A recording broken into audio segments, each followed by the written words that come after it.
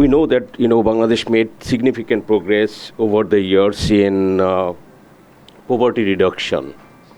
So from nearly 50% in early 2000 to now, less than 20%. So this is definitely a significant achievement of Bangladesh. Bangladesh has also made significant progress in food production, food security, but still inequality is a big concern in Bangladesh. So why I'm talking about this, because I think nutrition issue is closely related with poverty and food security, inequality. So all these issues are very related. So social safety net programs, as the government says it in their budget, so the allocation has been increasing over the years, but in terms of GDP, it is not up to the mark or global standard, because the limited capacity of our government in terms of budgetary allocation. So there is a limitation. So government actually, the focus is on the actually to meet the immediate needs of all the social safety net programs, but not nutrition like topic. I have seen the ongoing years budget documents. There is a separate publication on these social safety net programs, 92-page document, but I have seen there is no word nutrition in that document. So you can understand the focus of the ongoing social safety net programs. There's no focus on nutrition actually. So আমরা আপনাদের থেকে শুনবো যে আসলে এই social safety net programs বা social protection programs এগুলোকে আসলে কিভাবে আরও ইনকর্পোরেট করা যায় to make it more effective, এবং টার্গেটেড যারা বেনিফিশিয়ারিজ তারাও যাতে আসলে কিভাবে যে বেনিফিটসগুলো দিচ্ছে সরকার, তো সেগুলোকে আরও কিভাবে আসলে নিউট্রিশন সাপোর্টিভ করা যায়, তো সেগুলো আসলে আপনাদের আলোচনার মাধ্যমে আজকে আপনারা আছেন ডিস্টিংগুইশড গেস্ট, এক্সপার্ট আপনারা এই এরিয়ার। সো আমরা সেটা আপনাদের থেকে শুনবো। আমি I am just handing the mike Saika Siraj, country director Nutrition International. কেন আজকের এই রাউন্ড টেবিলটা নিউট্রিশন ইন্টারন্যাশনালের কতটুকু সম্পৃক্ততা এই কাজগুলোর সাথে? আমরা আসলে বাংলাদেশে, এটা আমাদের 30 বছর হচ্ছে নিউট্রিশন ইন্টারন্যাশনালের। আমরা একটা কানাডা বেসড ইন্টারন্যাশনাল অর্গানাইজেশন যারা শুধুমাত্র পুষ্টি নিয়েই কাজ করে থাকি, এবং বাংলাদেশে 1995 সাল থেকে আমরা কাজ করছি। আমাদের কাজের ধারাটা হচ্ছে যে আমরা শুধুমাত্র গভর্নমেন্টের যে সিস্টেমগুলো আছে এগুলোর সাথে কাজ করি, তাদেরকে একটু স্ট্রেংথেন করার জন্য, সেখানে যদি কোনো গ্যাপ থাকে সেখানে সহায়তা করার জন্য। সাধারণত আমরা রিসার্চ বা কোনো এভিডেন্স জেনারেশনের প্রয়োজনীয়তা ছাড়া আলাদা করে কোনো প্যারালাল প্রোগ্রাম কোথাও করি না। তো সেই পরিক্রমায় আমরা ministry of health, ministry of women and child affairs, ministry of এডুকেশনের secondary education department, ministry of food, এছাড়াও BNNC Bangladesh national nutrition council, বিশেষ করে ফুড পলিসি, আমাদের নিউট্রিশন রিলেটেড পলিসি গভর্নেন্স কাজগুলোর জন্য আমরা ওনাদের সাথে খুব ক্লোজলি কাজ করে থাকি। আমাদের কাজের মধ্যে maternal, child nutrition, adolescent nutrition, এই তিনটি খুব প্রায়োরিটি পায়, কারণ আমরা মনে করি তারা আসলে ভালনারেবল গ্রুপ, যাদেরকে আসলে নিউট্রিশনটা অ্যাড্রেস করা আমাদের দেশের জন্য খুব প্রয়োজন।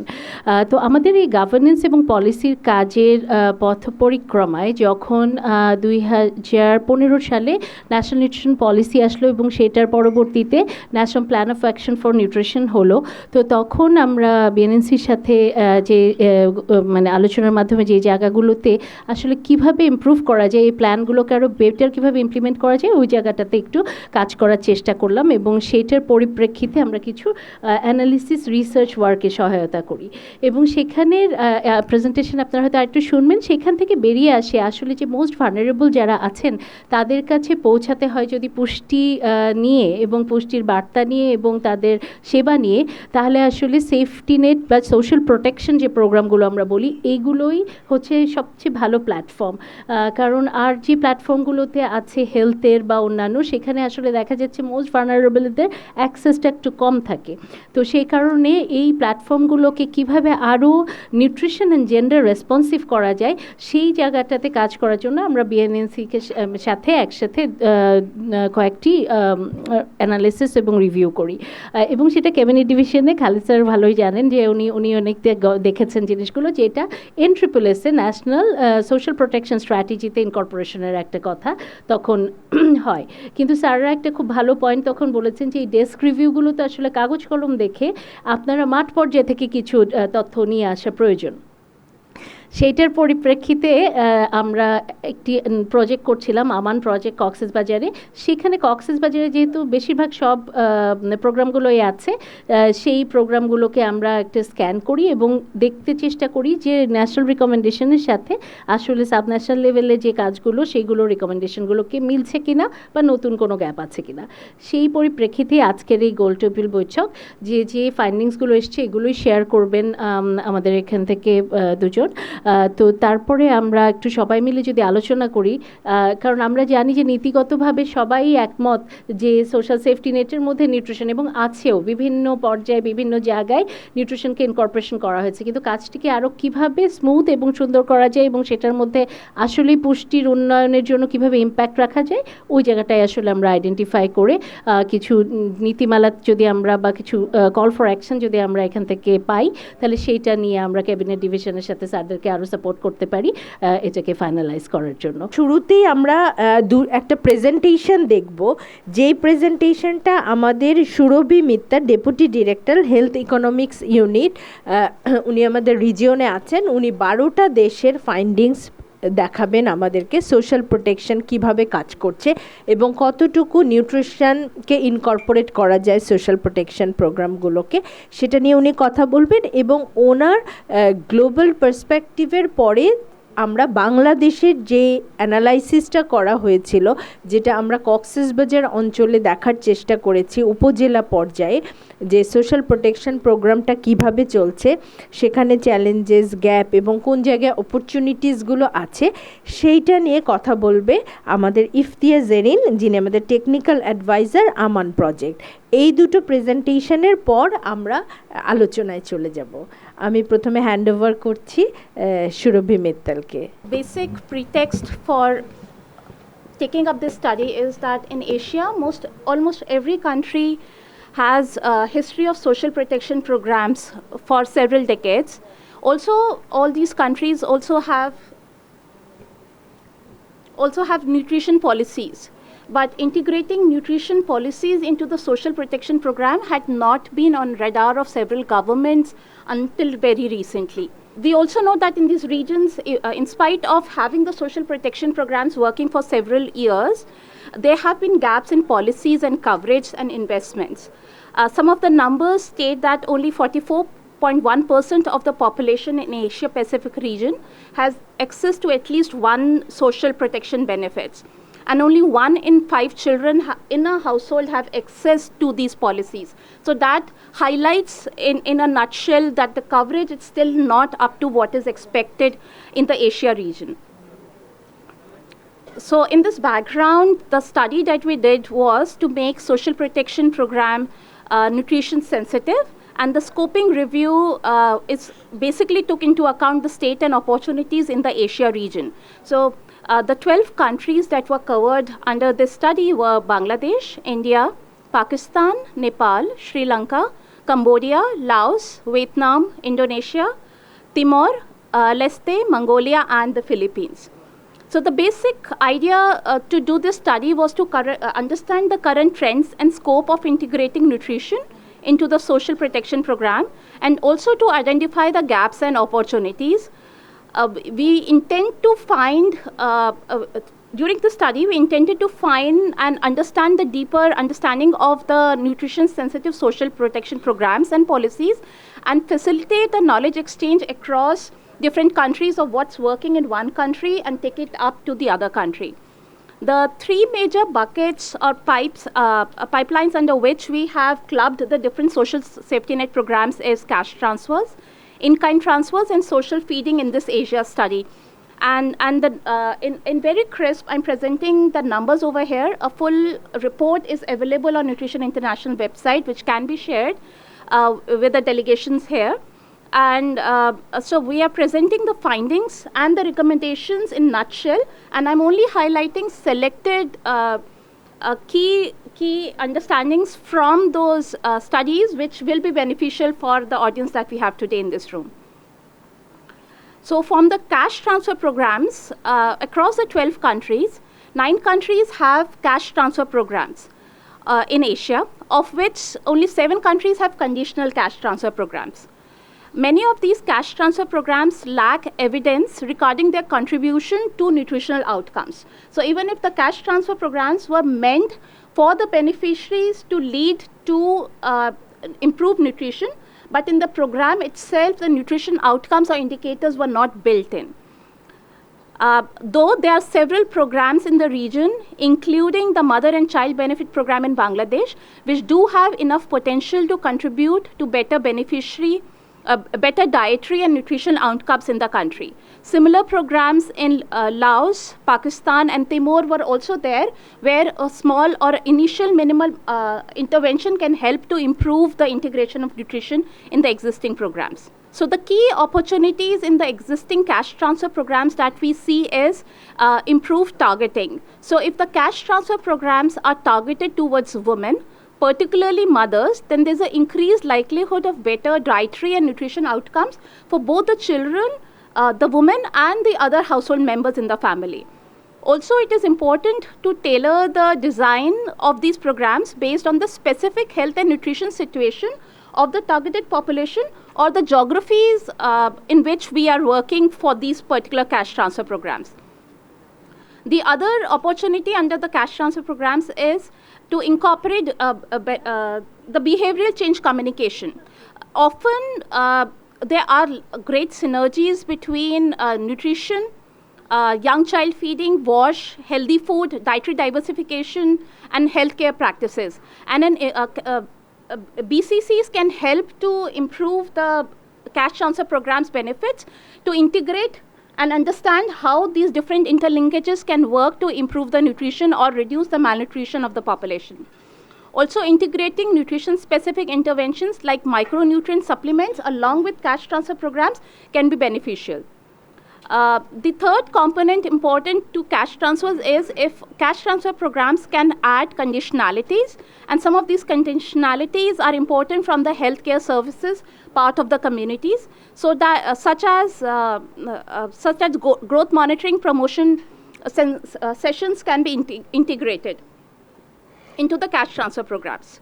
These were some of the key opportunities which are like low-hanging fruits which can help improve the existing cash transfer programs to give better nutritional outcomes.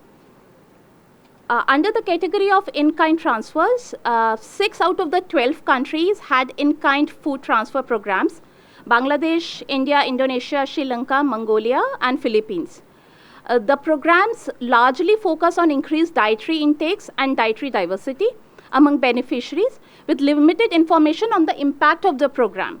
Many of the governments have tried to shift their focus away from the food in-kind transfer programs to cash transfers, like in Pakistan for the Benazir program, which was recently transferred from the in-kind transfer to a cash transfer program. The opportunities that exist is to make the existing food-based programs, which are high on carbs, to be more diversified, to include food items into the programs which can be better for nutrition, including diversifying the base of distribution in the in-kind transfers.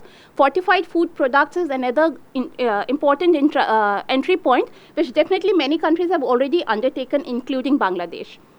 Also, contributing the nutrition-specific interventions, again, along with the in-kind transfers, if micronutrient supplementation and the promotion of use of health service is also incorporated along with the in-kind transfers, that's also a great entry point in these programs.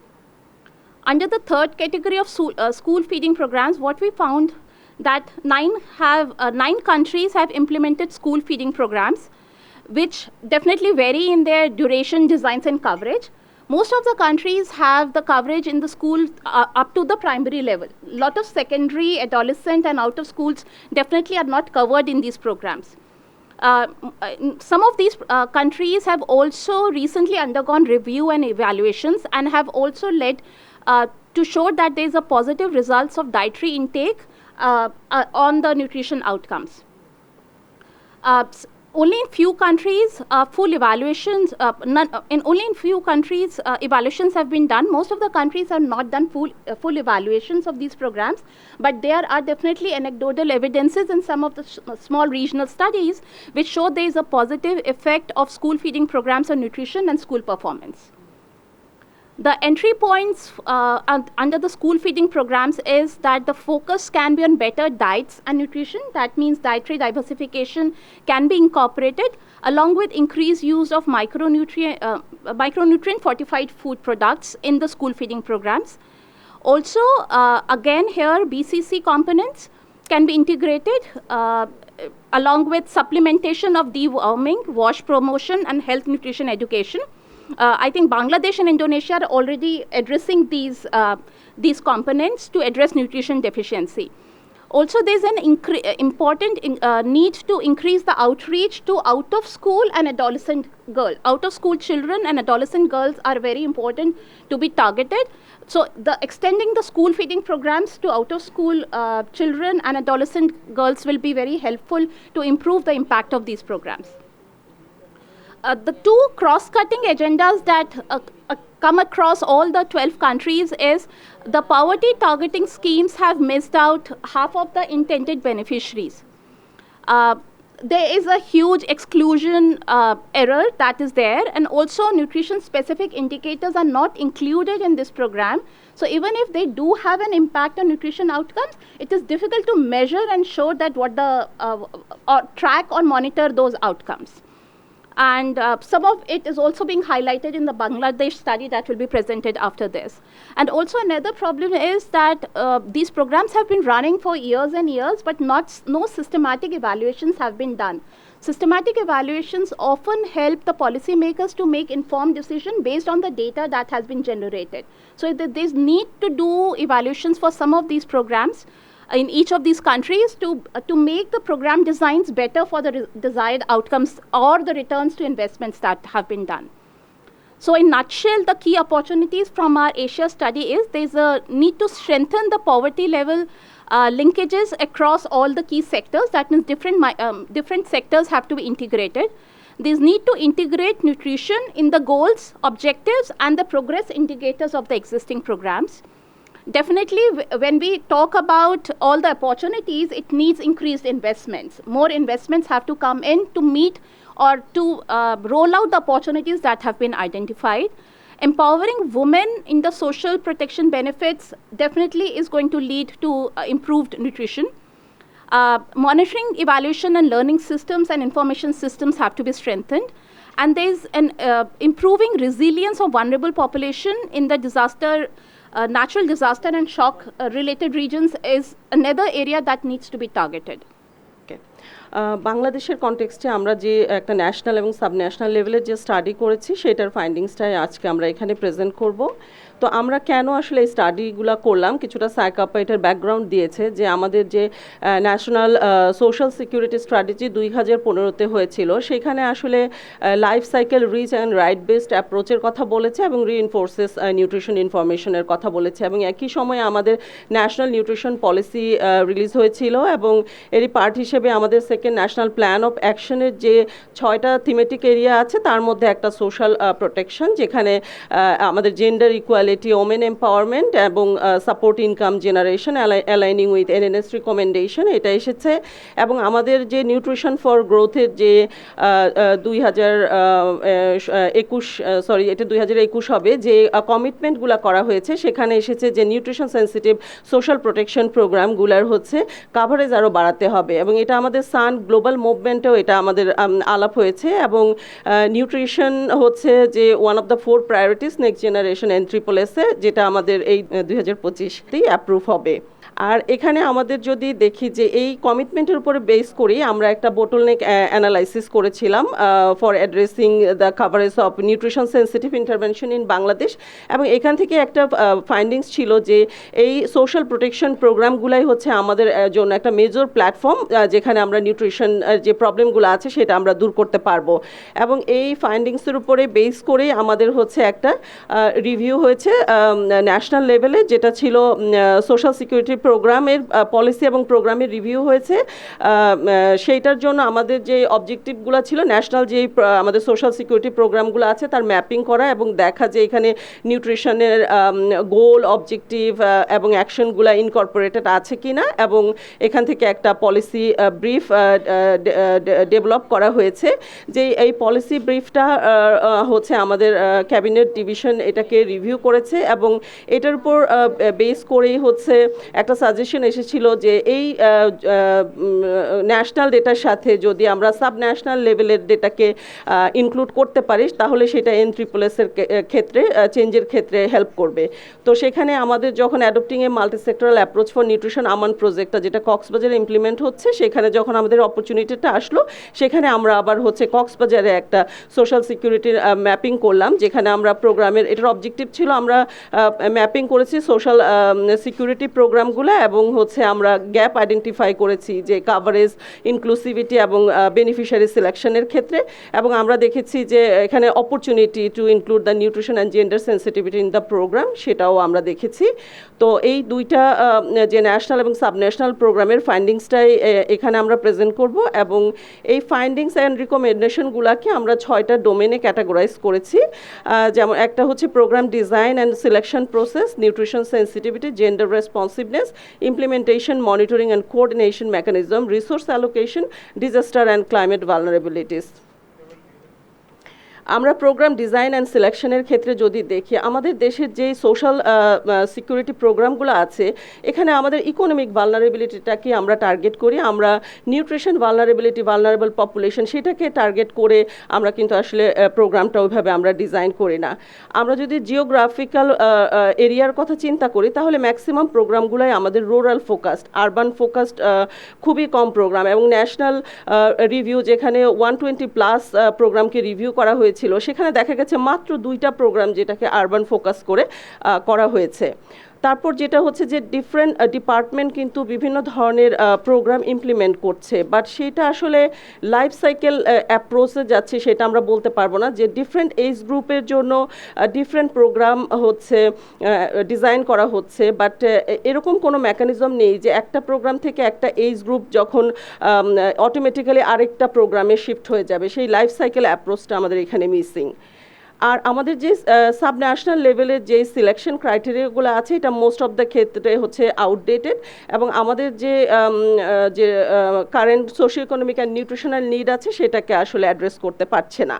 এখানে আমাদের 2 ধরনের error আছে। Inclusion error, যারা আসলে বেনিফিশিয়ারির যে criteria সেটা fulfil করে না বাট তারাও বেনিফিশিয়ারি হিসেবে সিলেক্টেড হয়ে যাচ্ছে। এটার কারণ হচ্ছে favouritism, nepotism and political influence. আর এক্সক্লুশন ইরর, যেখানে হচ্ছে যে তাদের আসলে বেনিফিটটা তাদের সমস্ত ক্রাইটেরিয়া ফুলফিল করে বাট ওই বেনিফিশিয়ারিরা সাপোর্টটা পাচ্ছে না। কারণ এটা হচ্ছে আমাদের কান্ট্রিতে যে প্রোগ্রামগুলো মোস্ট অফ দ্য ক্ষেত্রে হচ্ছে সেলফ নমিনেশন, যে বেনিফিশিয়ারি তাকেই এগিয়ে আসতে হয়। তো সেখানে যদি বেনিফিশিয়ারির সেই অ্যাওয়ারনেস না থাকে এবং সেই প্রসেসগুলো সে না জানে, সে অ্যাপ্লিকেশন করতে পারে না, সে এখান থেকে দেখা যায় যে এটা থেকে বঞ্চিত হয়। তারপর দেখা যাচ্ছে যে আমাদের বেনিফিশিয়ারি যারা আছে তারা কিছু বেনিফিশিয়ারি মাল্টিপল প্রোগ্রাম থেকে সাপোর্ট পাচ্ছে, বাট অন্য যারা আছে যে আসলেই তারা ভালনারেবল বাট তারা কোনো প্রোগ্রাম থেকে আসলে সাপোর্ট পাচ্ছে না। এখন যদি আমরা এই ফাইন্ডিংসের ক্ষেত্রে আমরা রিকমেন্ডেশনগুলো দেখি যে আমাদের যখন আমরা সোশ্যাল সিকিউরিটি প্রোগ্রামে ডিজাইন করছি সেখানে আমাদের নিউট্রিশন ভালনারেবিলিটি এবং লাইফ সাইকেল অ্যাপ্রোচটাকে আমাদেরকে ইনক্লুড করতে হবে, যাতে করে একটা ভালনারেবল যে বেনিফিশিয়ারি আছে সে চাইল্ডহুড থেকে ওল্ড এজ পর্যন্ত এই প্রোটেকশন পাবে বিভিন্ন সোশ্যাল সিকিউরিটি প্রোগ্রাম থেকে। এরপর হচ্ছে আমাদেরকে আরবান ফোকাস করে বেশি করে প্রোগ্রাম ডিজাইন করতে হবে, এবং আমাদের যে slum dweller, low income population, floating people আছে তাদের যে ইউনিক নিড আছে সেটাকে যাতে অ্যাড্রেস করতে পারে এরকম করে বেশি প্রোগ্রাম ডিজাইন করতে হবে। আমাদের যেটা হচ্ছে নিউট্রিশন অবজেক্টিভ এবং মেজারেবল ইন্ডিকেটর থাকে না, এই জন্য আমরা nutrition sensitivity over the period দেখতে পারি না। তো আমরা যদি এই nutrition objective and measurable indicator program ডিজাইনে ইনক্লুড করি তাহলে আমরা মনিটর ইভ্যালুয়েশন করতে পারবো নিউট্রিশন আউটকামের জন্য। এখানে হচ্ছে আমাদের যদি সাবন্যাশনাল লেভেলে আমরা দেখি তাহলে আমাদের নিউট্রিশন ভালনারেবিলিটি একটা ম্যাপিং করতে হবে, যেটা হচ্ছে আমাদের আপডেটেড সোশিও ইকোনমিক এবং নিউট্রিশনাল ডেটার উপর বেস করে আমরা ইলিজিবল বেনিফিশিয়ারি তাদেরকে সিলেক্ট করব, এবং এখানে আমরা হচ্ছে এরিয়া বেসড একটা বেনিফিশিয়ারি লিস্ট করব, এবং এই বেনিফিশিয়ারিদের কাছে আমরা বিভিন্ন চ্যানেলে তাদের কাছে রিচ করব, যে শুধু সেলফ নমিনেশন না, আমাদের বিভিন্ন চ্যানেল এবং কমিউনিটি লিডার, এনজিও, ভলান্টিয়ার যারা আছে তাদের মাধ্যমে আমরা ওই বেনিফিশিয়ারিকে রিচ করব, যাতে করে যারা আসলে এই সাপোর্টটা পাওয়া উচিত তারা যাতে এখান থেকে বাদ না পড়ে। আমাদের নিউট্রিশন সেন্সিটিভিটি যদি দেখি এখানকার ফাইন্ডিংসে আমাদের যে 120+ এসএসএনপি রিভিউ করা হয়েছিল সেখানে 22টা ছিল নিউট্রিশন সেন্সিটিভ, সেই 22টার মধ্যে 12টা ছিল যে নিউট্রিশন তাদের প্রাইমারি গোল ছিল, বাট মাত্র 2টা প্রোগ্রাম যেখানে হচ্ছে নিউট্রিশন রিলেটেড আউটকাম ইন্ডিকেটর যেটা রেগুলারলি মনিটর করা হয়, ম্যাক্সিমাম প্রোগ্রামই এটা মনিটর করেনি। তারপর যেটা হচ্ছে যে যদিও এই দেখা গেছে যে 22টা প্রোগ্রামে নিউট্রিশন 12টা প্রোগ্রামে নিউট্রিশন প্রাইমারি গোল ছিল, বাট নিউট্রিশন সিচুয়েশন অ্যানালাইসিস করে এই প্রোগ্রামগুলো আসলে ডিজাইন করা হয়নি। এবং দেখা যায় যে বিভিন্ন ডিপার্টমেন্ট যারা প্রোগ্রামগুলো ইমপ্লিমেন্ট করছে সেইখানে একটা কোঅর্ডিনেশনের গ্যাপ থেকে যাচ্ছে, যাতে করে হচ্ছে এবং সাইলো অ্যাপ্রোচে হচ্ছে এই প্রোগ্রামগুলো ইমপ্লিমেন্টেশন হচ্ছে, তো এটার হচ্ছে ইফেক্টিভনেস আসলে ওখানে কমে যাচ্ছে।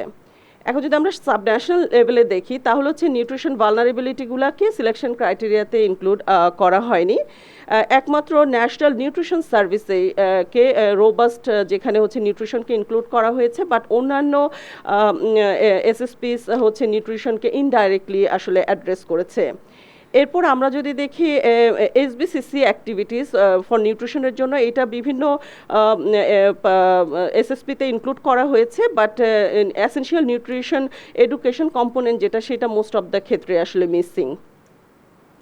এখন যদি আমরা রিকমেন্ডেশন দেখি এখানে যেই প্রোগ্রামগুলো নিউট্রিশন সেন্সিটিভ না সেখানে নিউট্রিশন সেন্সিটিভ কম্পোনেন্ট যেমন ফর্টিফাইড রাইস, আমরা যে VWBFP থেকে ফর্টিফাইড রাইস দিচ্ছি, আমরা বিভিন্ন ডাইভার্সিফাইড ডায়েট অনলি মানে গ্রেন না, তারপরে কালচারালি অ্যাকসেপ্টেবল নিউট্রিশন প্যাকেজ, এগুলো আমরা বিভিন্ন যেগুলা প্রোগ্রাম আছে সেখানে এই নিউট্রিশন সেন্সিটিভ কম্পোনেন্টগুলোকে ইনক্লুড করতে পারি।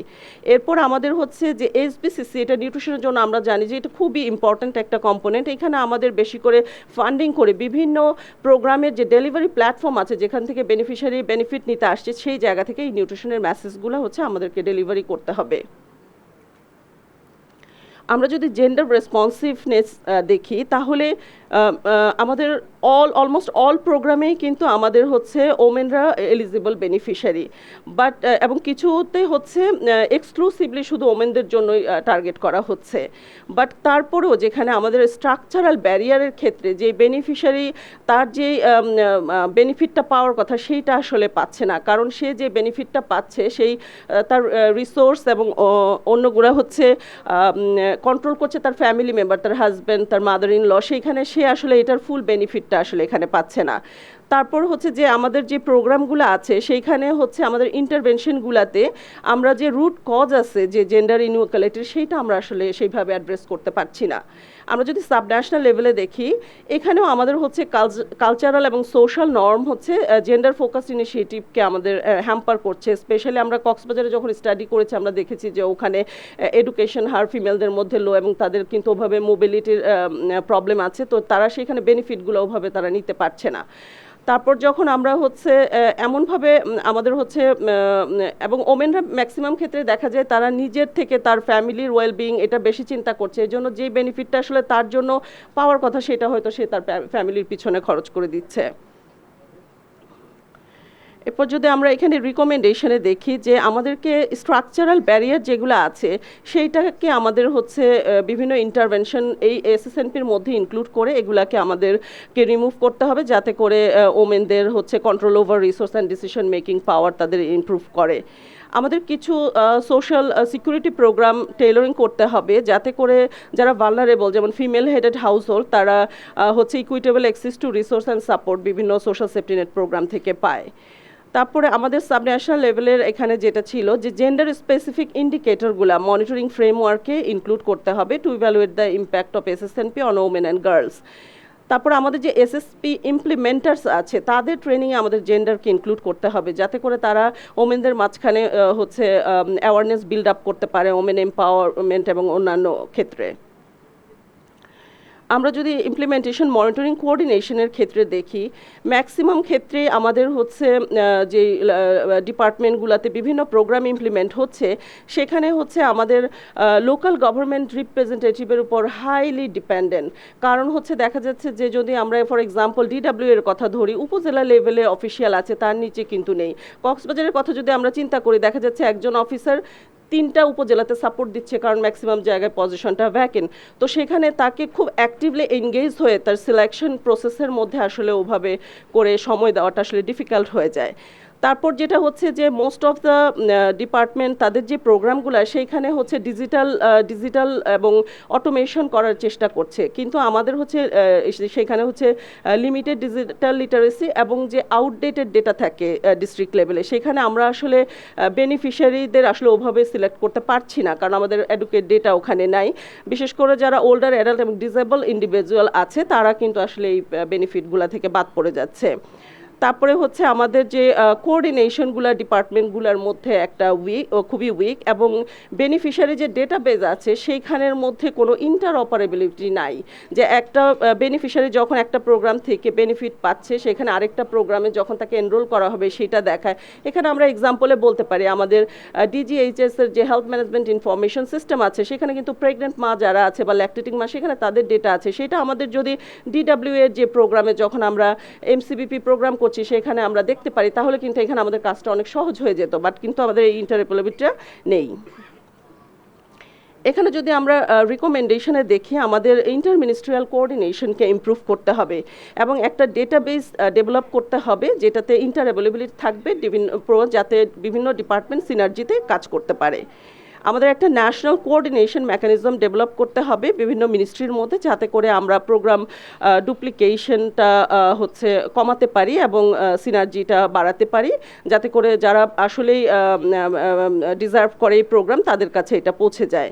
আমাদের ডেডিকেটেড কোঅর্ডিনেশন ইউনিট করতে হবে মিনিস্ট্রির মধ্যে to see the inter departmental coordination, যাতে করে কোলাবোরেটিভ ওয়েতে প্রোগ্রাম ইমপ্লিমেন্টেশন এবং মনিটরিং করতে পারে। আমাদের হচ্ছে যে আমরা জানি যে ডিস্ট্রিক্ট নিউট্রিশন কোঅর্ডিনেশন কমিটি এবং উপজেলা নিউট্রিশন কোঅর্ডিনেশন কমিটি, যেখানে হচ্ছে সবগুলা মিনিস্ট্রি এবং লাইন ডিপার্টমেন্টের রিপ্রেজেন্টেটিভ থাকে, সেখানে যদি আমরা হচ্ছে এই মিটিংগুলোকে রেগুলারাইজ করতে পারি তাহলে একটা কোঅর্ডিনেটেড ওয়েতে হচ্ছে প্রোগ্রাম ইমপ্লিমেন্টেশন মনিটরিংয়ের ক্ষেত্রে কাজ করে। এই গ্রুপগুলোকে ইফেক্টিভ করা আমাদের জন্য খুবই জরুরি। আমাদের হচ্ছে একটা ডিজিটাল প্ল্যাটফর্ম করা, যেখানে হচ্ছে real time monitoring, reporting and verification of SSP activities সেটা হবে। এবং আমাদের হচ্ছে কিছু কিছু ক্ষেত্রে আমরা দেখতে পাচ্ছি যে আমাদের ফান্ড ডিসবার্সমেন্ট বা বেনিফিটের এই জায়গাটাতে একটা সমস্যা হয়ে যাচ্ছে, টাইমলি তারা বেনিফিটটা পাচ্ছে না। সেখানে আমরা যারা হচ্ছে এখানে আমরা হচ্ছে এই জায়গায় আমাদের ইমপ্রুভ করার খুব সুযোগ আছে, ডিজিটাল লিটারেসি হচ্ছে ইমপ্রুভ করে। তারপরে আমরা যদি দেখি একটা রেগুলার ইম্প্যাক্ট অ্যাসেসমেন্ট করা এবং অডিট করা to track program effectiveness and compliance with nutrition and gender goals. আমরা বেনিফিশিয়ারিদের মধ্যে যদি গ্রিভেন্স রিড্রেসাল মেকানিজম করি, যাতে করে তারা যে তাদের কমপ্লেইনগুলো আছে সেটা যদি দেয় এবং আমরা কুইকলি সেগুলো রিজলভ করে আমরা প্রোগ্রাম ইমপ্লিমেন্টেশনটাকে ইমপ্রুভ করতে পারি। এরপর আমরা বিভিন্ন এনজিও এবং কমিউনিটি বেসড যে অর্গানাইজেশনগুলো আছে সেইটার সাথে আমরা খুব ক্লোজলি কাজ করে আমরা আউটরিচ বাড়াতে পারি এই প্রোগ্রামগুলোর, এবং এর ফলে আমাদের যে প্ল্যানিং এবং ইমপ্লিমেন্টেশন মনিটরিং সব জায়গায় কমিউনিটির একটা অ্যাক্টিভ ইনভলভমেন্ট থাকবে এবং ইফেক্টিভ ইমপ্লিমেন্টেশন হবে প্রোগ্রামের।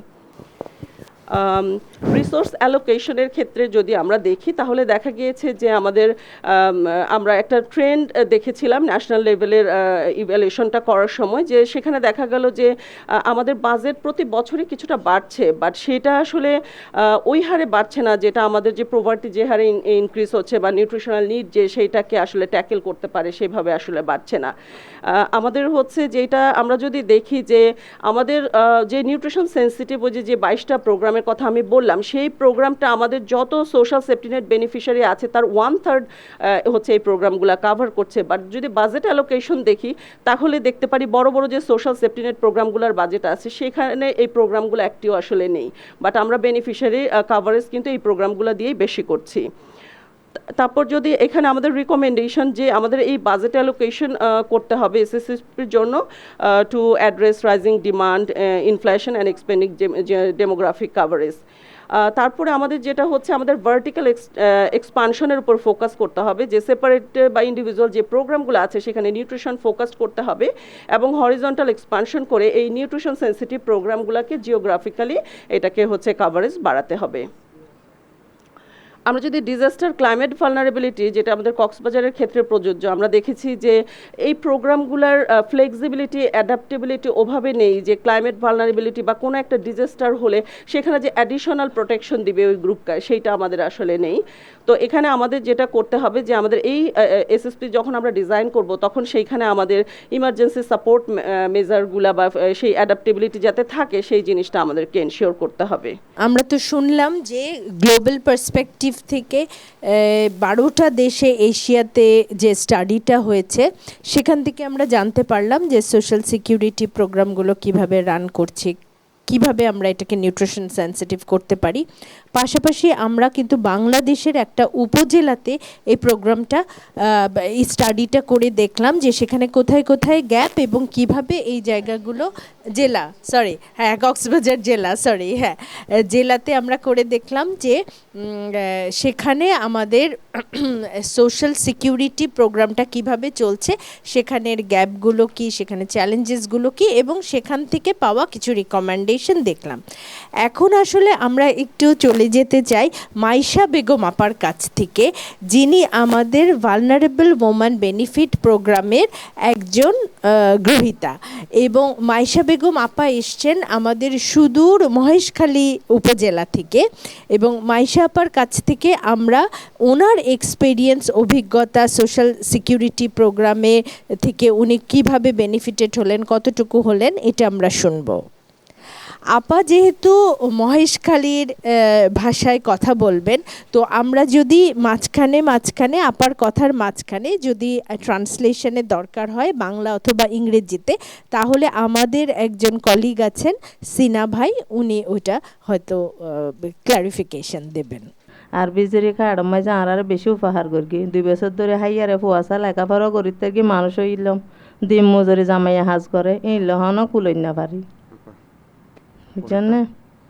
তো ইয়ারে আর বুড়ত গড়িয়ে আসি দি কক্সবাজার বিমানত উঠিয়ে দি বুড়ত গড়িয়ে আইয়ারে। আমরা এরকম নৌকায় করে কক্সবাজার আসছি, ওইখান থেকে আবার বিমানে করে ঢাকায় আসছি। বিমানে করে ঢাকা আসি। আর এক পরিবার মাঝে একটি ছেলে একটি মেয়ে, আর 4 জন আছি। তো বড় মাইয়ে খেলাছে এটাতুন লেখাপড়া করি আর ফরাইন না পারে 2 মাস অধ্যে চল না পারে, আর 2 মাস পর্যন্ত মানে কি ফুষ্টি চল পাইলাম ইয়া টেনশন লাগে দে মানে লেখাপড়া করি না বত্তিও দিন না পারে চুড়ো পোয়াইয়ে পড়ার ওই জন্যে এখন তো ওই বক্তি এবেলা বলি আর চিন্তা করি ভাবনা করি আর 2 মাস পর্যন্ত ফুষ্টি চল না পাইয়া 2 বছর ধরে পাই দিয়ে হনো টেনশনও আছে। বেশি আচ্ছা। খুশি লাগি।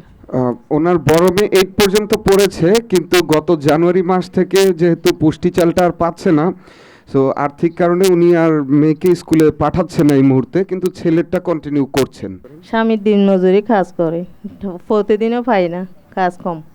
তো এরা আরারে ডাকাইয়ে মহিলা মেম্বারে ডাকাইয়ারে হওয়ার দেখি একান জিনিস ফাইবন এখন যখন অভাব মিকেন খাটটান লইয়ারে পরিকল্পনা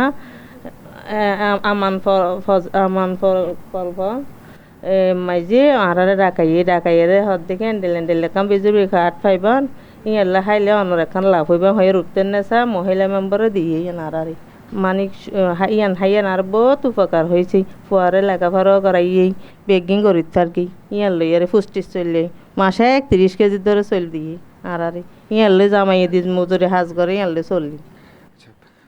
সংক্ষেপে বললে ওনার এরকম দারিদ্র্যের সাথে যখন দিন কাটছিল 2 বছর আগে, এলাকার মহিলা মেম্বার এখানে আছেন, আপা একটু যদি দাঁড়ান সবার উদ্দেশ্যে। ওনার উনি প্রথম আমান প্রকল্পের নাম জানতে পারে এবং সেখান থেকে উনি যুক্ত হয় এবং প্রতি মাসে 30 কেজি করে চাল পায়।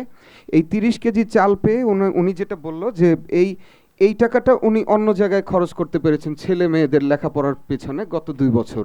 তেন আরারে কার্ড দিয়ে কাটিয়ে নারা দেখাইয়ারে বিজেপি কার্ড 30 কেজি আরারে ইয়ান লইলে চল দিয়ে 2 মাস 2 বছর শেষ হয়ে গিয়ে 2 মাস পর্যন্ত আর পাই না। আচ্ছা, এই হচ্ছে সেই কার্ড যেটা দিয়ে এই card VWB vulnerable women benefit program থেকে এইটা দিয়ে উনি চাল পেতেন। তো এরা আরারে গিয়া পরিকল্পনা নিয়ে রে চল দিবার লাই লগিয়ে লাইন ধরানোর পরে তো আরা চইলার লাগে 30 কেজি ধরনে নাকি নর মহিলা দুটি এয়ারে এন্দি মাফি দিবার লাই সাত দা আরা চইলন লইয়ারা আইজি ঘর চল দিবার লাই। সবাই আমরা এই যখন চাল দেয় এরকম করে চাল আনতে যেতাম, আর নিচে ছবিতে দেখতে পাচ্ছেন যে চাল মেপে দিচ্ছে। মেপে দেওয়ার সময় আমাদের যে মহিলা মেম্বার উনি উপস্থিত থাকেন।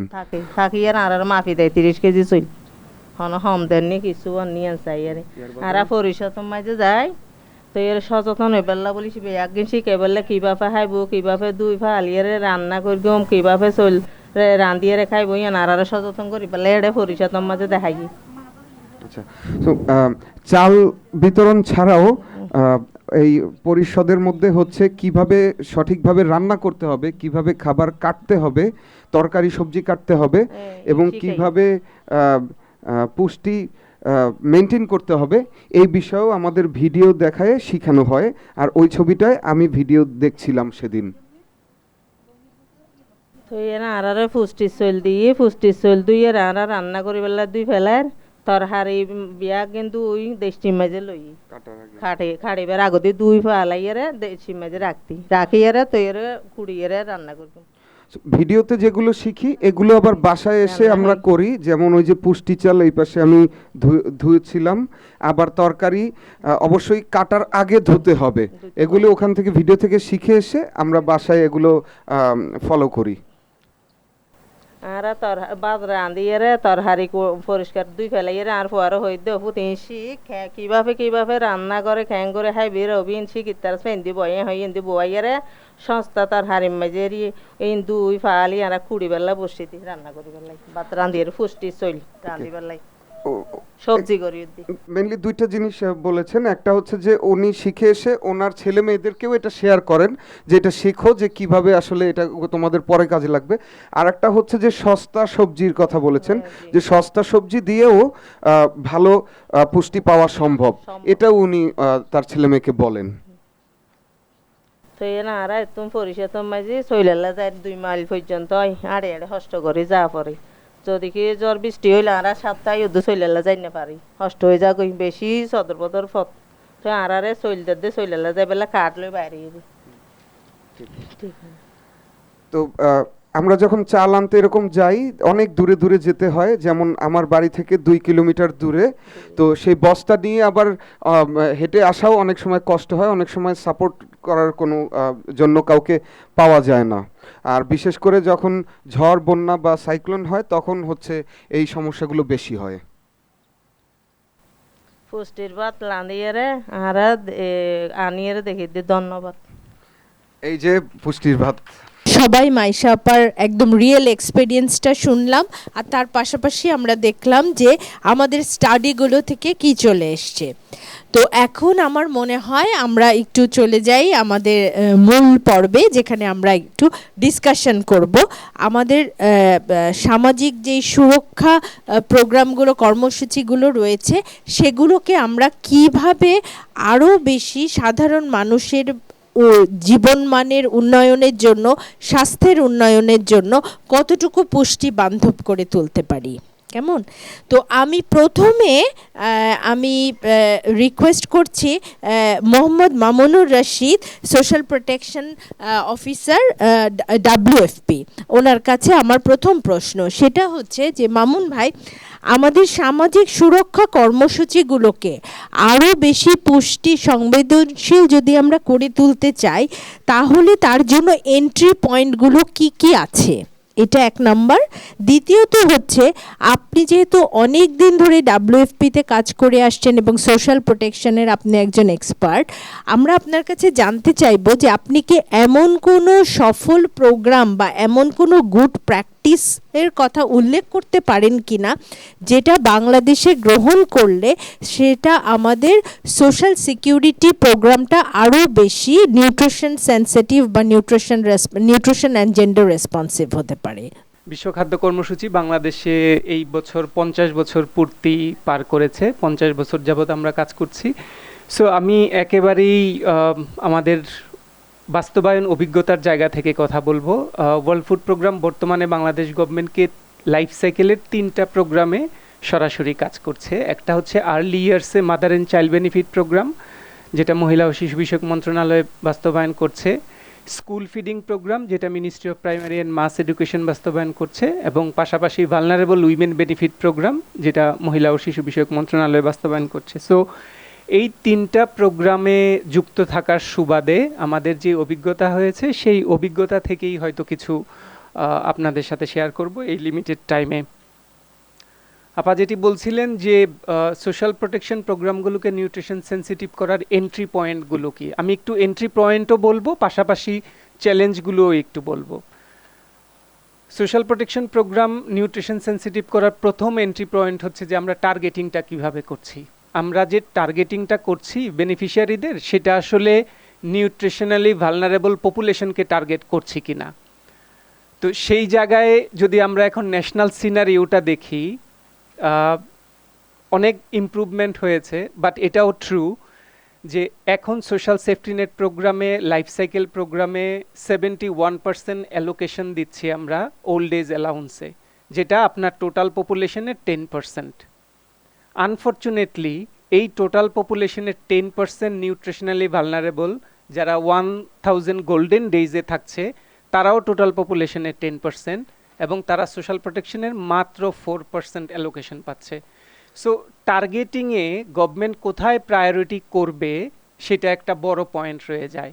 সো টার্গেটিংটা আমরা কি আসলে ওল্ড এজে ইনভেস্টমেন্ট কন্টিনিউ করব, বাড়াবো, নাকি আর্লি ইয়ার্সে, যেখানে নেশন বিল্ডিংয়ের জন্য আপনি যদি চিলড্রেনদের উপর ইনভেস্ট করেন, তাহলে সেটা নেশনকে বেটার রিটার্ন দিবে। So targeting is an big elements, যে আমরা কিভাবে প্রায়োরিটি করছি, আমরা কোথায় আসলে ফোকাস করছি। এবং লাইফ সাইকেল প্রোগ্রাম যদি আমরা দেখি, যে আমাদের চিলড্রেনদের জন্য প্রোগ্রাম আছে ডেডিকেটেড, আনফর্চুনেটলি মোস্ট ভালনারেবল যারা অ্যাডোলসেন্টস, তাদের জন্য কিন্তু আমাদের খুব সিগনিফিক্যান্ট সোশ্যাল প্রোটেকশন প্রোগ্রাম নেই, এক্সেপ্ট ফিউজ স্কুলস টাইপের প্রোগ্রাম ছাড়া। সো এই জায়গাটায় আমার মনে হয় যে গুরুত্ব দেওয়ার ব্যাপার আছে, এবং এটা যদি আমরা করতে পারি, তাহলে এই প্রোগ্রামগুলোকে নিউট্রিশনালি সেন্সিটিভ করা সম্ভব। পাশাপাশি আমি বলবো যে জিওগ্রাফিক্যাল কভারেজের ক্ষেত্রেও যথেষ্ট সুযোগ আছে। আমাদের পভার্টি ম্যাপিং আছে, এবং পভার্টি ম্যাপিং ধরে যদি আমরা প্রায়োরিটিগুলো করে থাকি, যে আসলে আমি কোথায় ফোকাস দিচ্ছি। যেমন আপনাদের প্রেজেন্টেশনে উঠে এসছে যে নিউট্রিশনালি ভালনারেবল পপুলেশন কিন্তু আমাদের আরবানেও হাই, কিন্তু আরবানে যারা পকেট পভার্টির মধ্যে বসবাস করছে, তাদের জন্য সোশ্যাল প্রোটেকশন প্রোগ্রাম খুবই লিমিটেড। আমাদের টোটাল সোশ্যাল প্রোটেকশন প্রোগ্রামের নিয়ারলি 14% আমরা শুধুমাত্র আরবান পপুলেশনকে টার্গেট করছি। তাহলে এই যে বাংলাদেশে একটা বড় শিফটিং হচ্ছে রুরাল থেকে আরবানে, এবং এই যারা নিউট্রিশনালি ভালনারেবল থেকে যাচ্ছে, তারা কিন্তু ইন্টারজেনারেশন সাইকেল অফ আন্ডার নিউট্রিশনের মধ্যে পড়ে যাবে। সো টার্গেটিংটা আমার মনে হয় যে একটা বেস্ট এন্ট্রি পয়েন্ট। যদি আমরা রাইট টার্গেটিং করতে পারি, রাইট পপুলেশনের উপর ইনভেস্ট করতে পারি, এটা আমাদেরকে বেনিফিটেড করে। সেকেন্ড, আমি বলবো যে আপনার বেনিফিট যেটা আমরা অফার করছি, আমরা এখানে বেশ কিছু প্রেজেন্টেশনে বুঝলাম যে আমরা ক্যাশ এবং কাইন্ড দুটোর অভিজ্ঞতাই আমাদের আছে বাংলাদেশের। মাদার অ্যান্ড চাইল্ড বেনিফিট প্রোগ্রামে আপনারা ক্যাশ ট্রান্সফার করছেন, বিডাব্লিউবি প্রোগ্রামে আপনারা পুষ্টি চাল দিচ্ছেন।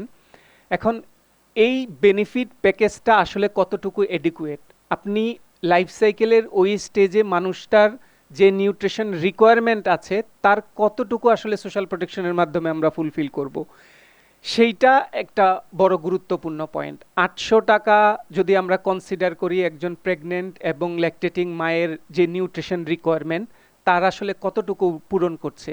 আমরা রিসেন্ট যে কোর ডায়াগনস্টিক ইনস্ট্রুমেন্ট রিপোর্ট যেটা ফিনান্স ডিভিশন প্রকাশ করেছে, সেখানেও কিন্তু আমরা দেখতে পাচ্ছি যে এটা লেস দেন 10% তার ডায়েটারি রিকোয়ারমেন্টকেও ফুলফিল করে না। সো এই যে বেনিফিট প্যাকেজগুলো আমরা দিচ্ছি, এটা যদি যথেষ্ট এডুকুয়েট না হয়, তাহলে আসলে নিউট্রিশন সেন্সিটিভ প্রোগ্রাম করে আমরা এটার কোনো রেজাল্ট ঘরে তুলতে পারবো না। থার্ড মোস্ট ইম্পর্টেন্ট, যেটা আপনাদের রিসার্চে উঠে এসছে এবং ইটস প্রুভেন, যে শুধুমাত্র ক্যাশ বা ফুড দিয়ে আপনি কখনো নিউট্রিশন সিচুয়েশন ইমপ্রুভ করতে পারবেন না until and unless it is accompanied by quality behaviour change communication. আমি আবারও বলছি, গুরুত্ব দিচ্ছি যে কোয়ালিটি বিসিসি ইন্টারভেনশন, এবং কোয়ালিটি বিসিসি ইন্টারভেনশনের জন্য আমাদেরকে ইনভেস্ট করতে হবে। আমি যদি এক্সাম্পল দিয়ে বলি যে মাদার অ্যান্ড চাইল্ড বেনিফিট প্রোগ্রামে এই বছর 1622 কোটি টাকা বরাদ্দ আছে, এবং এই বরাদ্দটা যদি আমরা বিশ্লেষণ করি, তার 98.4% আমরা ব্যয় করছি অ্যালাউন্স ট্রান্সফারে, অনলি 1.6% আমাদের প্রোগ্রাম ইমপ্লিমেন্টেশনে। তাহলে কোয়ালিটি বিসিসি নিয়ে এই লার্জ স্কেল অফ পপুলেশনের কাছে পৌঁছানো কিন্তু আমাদের পক্ষে সম্ভব নয়। সো প্রোগ্রামগুলো যদি যথেষ্ট পরিমাণের বিহেভিয়ার চেঞ্জ কমিউনিকেশন বা এই এলিমেন্টসগুলো দ্বারা ব্যাকআপ না থাকে, ইনক্লুডিং আমি বলবো যে এগ্রিকালচার এবং সাবসিডি প্রোগ্রামগুলো যদি এর সাথে অ্যাকম্পানি না করে, তাহলে আসলে এটা সাস্টেন করবে না। আমরা মাইশা আপার গল্পটা শুনলাম, মাইশা আপা 2 বছর চাল পেয়েছে, পুষ্টি চাল পেয়েছে, 2 বছর পরে কি হবে? আমাদের এই সাইকেলটা তো 2 বছরের। সুতরাং এই 2 বছরের মধ্যে যদি এই মানুষটাকে লাইভলিহুডের জন্য প্রিপেয়ার আমরা করতে না পারি, তাহলে কিন্তু তাকে আমরা কমপ্লিটলি পভার্টি থেকে বের করতে পারবো না, এবং উনি আবার ফুড ইনসিকিউরিটিতে পড়বেন, এবং ওনার লাইফে কিন্তু আবার এসে ভিজিডি প্রোগ্রামের জন্য বা বিডাব্লিউ প্রোগ্রামের জন্য দাঁড়াতে হবে। So sustainable point of view থেকে এটা খুব গুরুত্বপূর্ণ যে আমরা ক্যাশ এবং ফুডের সাথে আমরা কি এলিমেন্টস যোগ করছি। বিহেভিয়ার চেঞ্জ কমিউনিকেশন, লাইভলিহুড, তার যেই ইনকাম জেনারেটিং অ্যাক্টিভিটিস, তার কনফিডেন্স, সোসাইটিতে তার এম্পাওয়ারমেন্টের জায়গা, এগুলো ইকুয়ালি আমাদেরকে গুরুত্ব দিতে হবে। এবং একটা জায়গায় আমরা সবসময় বলে থাকি, কিন্তু খুব বেশি কাজ এখনও বাংলাদেশে আমরা করতে পারিনি, যে এভিডেন্স জেনারেশন। এই যে লার্জ স্কেল প্রোগ্রামগুলো আমরা ইমপ্লিমেন্ট করছি, এর ফলে ওই মানুষটার জীবনে বা নিউট্রিশনের ক্ষেত্রে কতটুকু পরিবর্তন হলো, এটাকে যদি আমরা মেজার না করতে পারি, দ্যাট রিমেন এ কি চ্যালেঞ্জ। সো আপা আমাকে সময় দেখাচ্ছেন, আমি আর 2টো পয়েন্ট বলে শেষ করতে চাই আপা। সো এই রকম সিচুয়েশনে তাহলে আমাদের নেক্সট জায়গাটা কোথায়? বাংলাদেশে কি গুড এক্সাম্পল আছে কিনা? আমি বলবো যে অবশ্যই বাংলাদেশে অনেক গুড এক্সাম্পল আছে, এবং এটা আমি বলবোই যে আমাদের অনেক স্টেপস নেওয়া আছে। বাংলাদেশ একটা ট্রানজিশনের মধ্যে আছে। ন্যাশনাল সোশ্যাল সিকিউরিটি স্ট্র্যাটেজি 15 সালে আমরা শুরু করেছি, এবং অনেকগুলো রিফর্ম কিন্তু আমরা কমিট করেছি, রিফর্মগুলো চলমান আছে। যেই চ্যালেঞ্জগুলো আপনারা উঠে নিয়ে এসছেন, এই চ্যালেঞ্জগুলো অবশ্যই আছে বাস্তবতা, কিন্তু একই সাথে আমাদেরকে এটাও মাথায় রাখতে হবে যে এই চ্যালেঞ্জগুলো অতিক্রম করার জন্যই কিন্তু রিফর্মগুলোকে নেওয়া হয়েছে। এখন রিফর্ম ইমপ্লিমেন্টেশনের ক্ষেত্রে আমরা আসলে কতটুকু রিসোর্স এবং ক্যাপাসিটি নিয়ে যেতে পারছি, সেটা হচ্ছে এখন প্রশ্ন। এবং আই এম রিয়েলি হোপফুল যে Bangladesh is in a good progress, এবং আমরা সবাই যদি কাজ করি একসাথে, আমার মনে হয় যে এটা ইটস পসিবল টু ওভারকাম। আমি এবার doctor Mohammad Akhtar Imam, deputy director Bangladesh national nutrition council, ওনার কাছে একটা আমার প্রশ্ন রাখতে চাচ্ছি। সেটা হচ্ছে যে আপনারা তো বাংলাদেশ ন্যাশনাল নিউট্রিশন কাউন্সিল থেকে আপনারা NSSS, যেটা আমাদের ন্যাশনাল সোশ্যাল সিকিউরিটি স্ট্র্যাটেজি, সেটা আপনাদের দেখার সুযোগ হয়েছে, ওটাকে আপনারা অ্যানালাইসিস করেছেন এবং আপনারা আমান প্রজেক্টের মাধ্যমে আপনারা কিন্তু সাবন্যাশনাল লেভেলেও আপনারা দেখেছেন কি অবস্থা। তো এখানে প্রশ্নটা হচ্ছে সামাজিক সুরক্ষা কর্মসূচির যে বর্তমানে যে ডিজাইনটা আছে, সেই ডিজাইনের মধ্যে আমরা কিভাবে পুষ্টির যেই সূচকগুলো, ইন্ডিকেটরগুলো, সেগুলোকে আমরা অন্তর্ভুক্ত করতে পারি, প্রথম প্রশ্ন। দ্বিতীয় হচ্ছে যে এই পুষ্টি যদি আমরা আসলে পরিমাপ করতে চাই, সামাজিক সুরক্ষার মাধ্যমে যে সমস্ত পুষ্টি ইন্ডিকেটরগুলো থাকবে এবং পুষ্টি আসলে কতটুকু তারা পুষ্টি পাচ্ছে, তার জন্য কি ধরনের পর্যবেক্ষণ এবং মূল্যায়ন কাঠামো আমাদের দরকার হবে। আমরা দেখেছি যে আমরা এটার একটা রিভিউ করেছি এবং রিভিউ নিয়ে আসলে অলরেডি আমাদের ইফতি আপা কিন্তু একটা ডিটেলস সেটা বলেছে যে রিকমেন্ডেশন কীরকম এবং কিভাবে আমরা এখানে ইন্ডিকেটরগুলো অ্যাড করতে পারি। ফার্স্ট অফ অল, যে প্রোগ্রাম ডিজাইনিংয়ের ক্ষেত্রে আমরা ইন্ডিকেটরগুলো অ্যাড করতে পারি নিউট্রিশনের মোস্ট অফ দ্য কেসে সেগুলোকে নিউট্রিশন ভালনারেবিলিটি কনসিডার করা হয় নাই।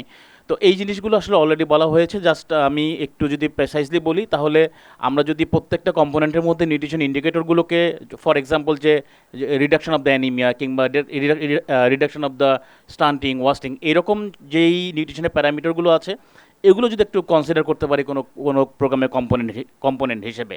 সেকেন্ডলি আমি যেটা বলবো যে it is always challenging, because এই যে সোশ্যাল সেফটি নেট প্রোগ্রামসগুলো যেগুলো বাংলাদেশে রান করছে, এগুলো ইমপ্লিমেন্ট করছে ডিফারেন্ট মিনিস্ট্রিজ। সো ডিফারেন্ট মিনিস্ট্রিজের এই অ্যাক্টিভিটিসের মধ্যে কম্পোনেন্টগুলোকে ইনক্লুড করানো আসলেই একটা খুব রোবাস্ট কাজ।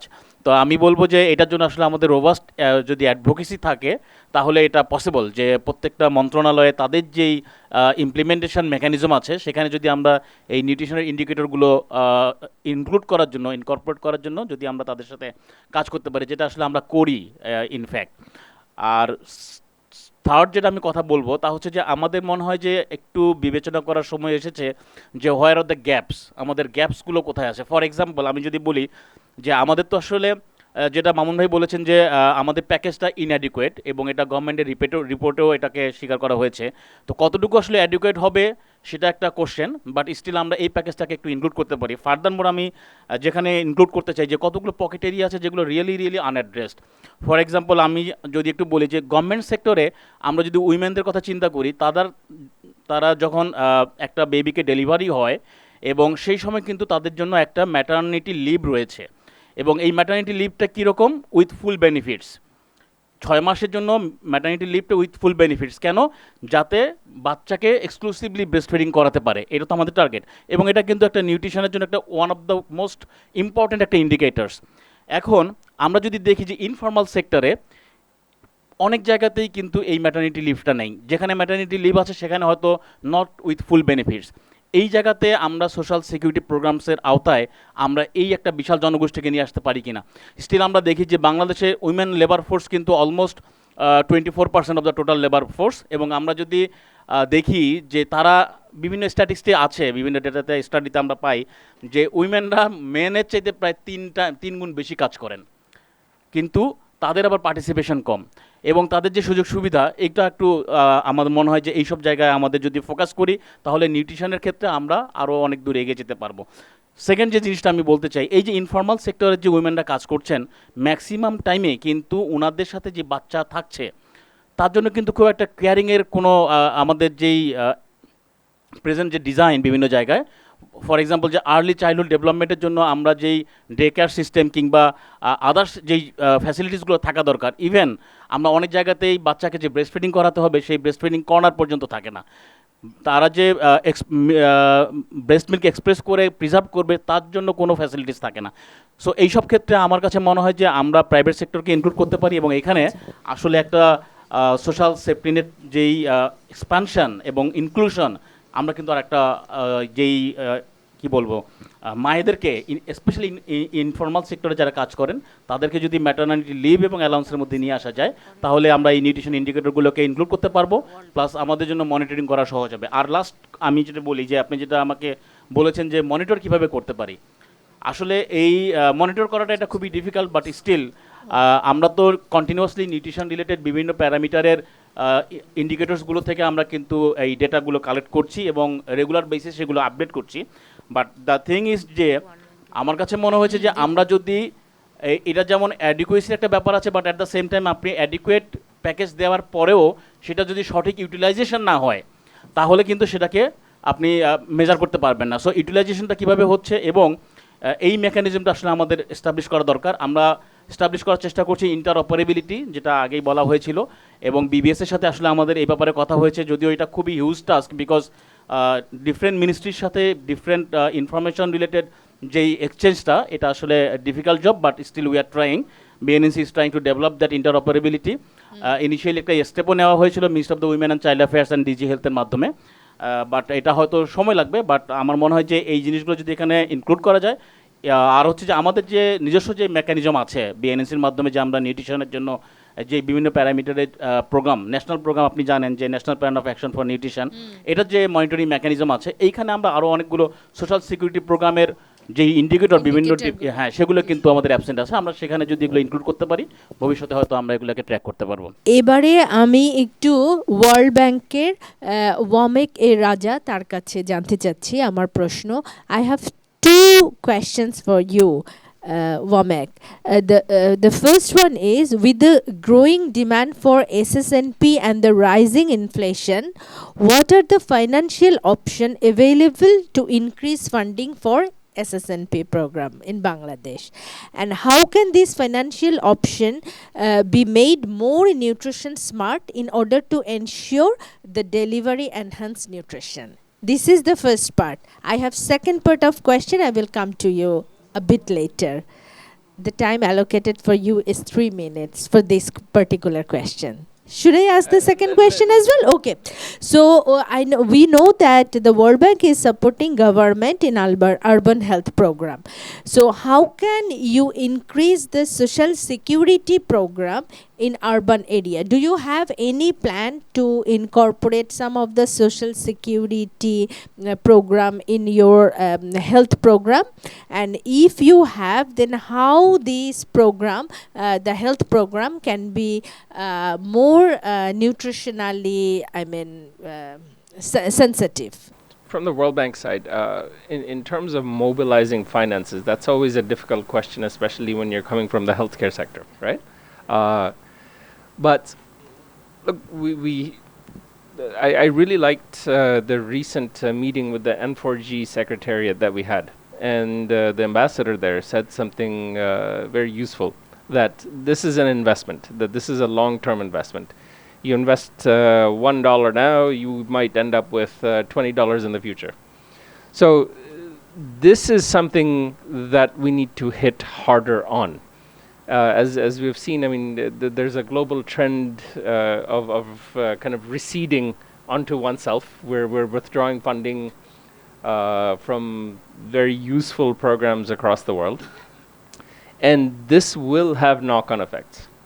So perhaps it's time to look elsewhere. So with the World Bank, I mean, our current IDA cycles run out. We're not able to commit more funds at this stage until the IDA gets replenished. But we have invested quite heavily into the nutrition part of our 5th sector engagement program. So through that, for instance, we're allocating a huge amount of money to sourcing multiple micronutrient supplements, which we strongly believe. Madam, so these are essentially, we know in Bangladesh that pregnant women, children, there's a strong lack of micronutrients in the bloodstream, which has knock-on effects that can potentially lead to low birth weights, stunting, wasting, and so forth. So our stance is investing in this, especially considering the life cycle approach that you were talking about. If we can reach the mothers early enough, widely enough, with enough depth, then we can have tangible effects. So at this stage, there are essentially 180 pills in a bottle that's by design going to be handed over to the woman as soon as she presents herself at the community clinic. But this has challenges because we don't have a strong outreach infrastructure in the country. We have the social protection sector as well. I believe my colleagues work with your ministry on there's a project called Baby, BEIBY, Baby Project. Right. And its predecessor was the ISPP, which also did conditional cash transfer for nutrition. And then we have our agricultural sector, which works on nutrition-sensitive, multi-sectoral approaches to the program. So the last one was called Jotno, I believe. Right? Jotno. And then it has a successor. I forget the name of the project, but it does have a successor. And so it's overall, globally, the evidence tends to suggest that it's the multi-sectoral approaches that work best. I personally worked on an asset transfer program in my previous life, and we did a huge RCT. And the program had no explicit target of affecting nutrition. But because of these asset transfer programs and because of through demonstration effects, you tend to see massive gains in child nutrition. So I'll be happy to share the paper once we have that opportunity. Now, I hope that answers at least the finance part of the question. Exactly. Yeah. But I mean, another important aspect here is the public-private partnership. Right. So it's important to engage the private sector to help them see the importance of these initiatives in moving forward. Now, in terms of urban health, I mean, this is health, right? It's not social protection. It's not social security. Okay, my question was, since you are already financed for a urban health programming in urban areas, do you have any plan to move towards the social security programming, or through your urban health program, do you have any option to incorporate some social protection program? I'm not the best placed person to comment on social protection programs, especially in urban areas, but we are trying to make sure that our urban health program is nutrition sensitive. So one of the aspects that keeps coming out is most of the women in urban areas, especially women from lower income households, they tend to be working women. And at this moment, all nutrition sensitive interventions rolled out by the public sector are usually end at around 3 o'clock, which these women are never able to reach. So one of the things we're trying to do is make a double shift in these PHC centers so that they're able to reach them better. But unfortunately, social protection, I can't say much. Thank you so much. Thank you, Vamek Raja. Much appreciated. Now I would like to request the Osman Haruni Bhai from Dutch MOFA to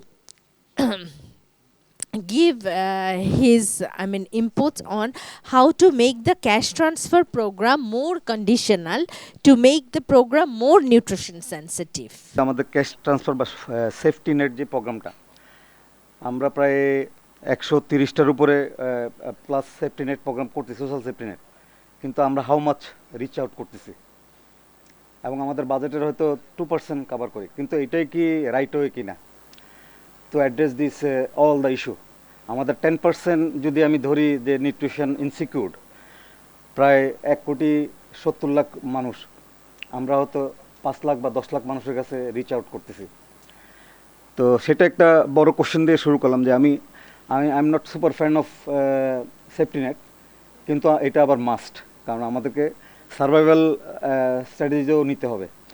কিন্তু আমাদেরকে rightly যে আমাদের ডাব্লিউপির ভাই যেটা বলছে যে আমাদের sustainable ওয়েটাও রাখতে হবে, যে আমরা কীভাবে আমরা যেভাবে হাত ধরবো, যাকে হ্যান্ড হোল্ডিং করবো, তাকে একটা জায়গায় নিয়ে গিয়ে ছাড়বো এমন জায়গা যাতে করে সে সাস্টেন করে, সাথে যাতে ব্যাক না করে। এনিওয়ে, আমি যদি বলি, যেমন এইখানে উনি টার্গেটিংয়ের কথা বলছে, অ্যাপ্রোপ্রিয়েটলি বলছে, কারণ এটা অফেন আমরা বিভিন্ন ধরনের নিউজ পাই যে আসলে রাইট পারসনকে সিলেক্ট করা হচ্ছে না বা তার রাইট পারসন পাচ্ছে না। এবং যেটাও করে একটা কমিউনিটিতে এটাও যারা লোকাল গভর্নমেন্টস হয়তো সবচেয়ে বেশি এখানে অগ্রগামী ভূমিকা রাখে, কিন্তু দেখা যায় যে তাদেরও সুযোগ নেই। তারা হয়তো দেখা যাচ্ছে যে 5 জনকে সিলেক্ট করতে হবে, কিন্তু মানুষ আছে 500, হাউ টু সিলেক্ট ইট? তো এই জায়গাটা কীভাবে অ্যাড্রেস করা যায়? আবার বাংলাদেশের অনেক পকেট আছে যারা অনেক পিছিয়ে আছে, আবার দেখা যাচ্ছে এগুলো একটু অনেকটা এভারেজ টাইপের প্রোগ্রাম করা হয়। অনেক সময় দেখা যাচ্ছে সবাইকে সব জায়গায় মানে সবাইকে ভাগ করে দেওয়া হচ্ছে যে প্রত্যেক ইউনিয়ন 20 জন করে দেওয়া হবে। মানে সেই জাস্টিফিকেশনটাও রিভিউ করা উচিত যে যেটা পকেট যেখানে মেইন চাহিদা আছে সেই জায়গায় যাওয়া। ক্যাশ ট্রান্সফারের ক্ষেত্রে অফকোর্স এটা মানুষের অবশ্যই বিশেষ করে যারা ভার্নারেবল তাদের কাছে, ওমেন এবং যে ভার্নারেবল ফ্যামিলি তাদের জন্য একটা বড় হেল্প। কিন্তু সে এই ক্যাশটা দিয়ে যদি ক্যাশ থাকে আলটিমেটলি করে কি?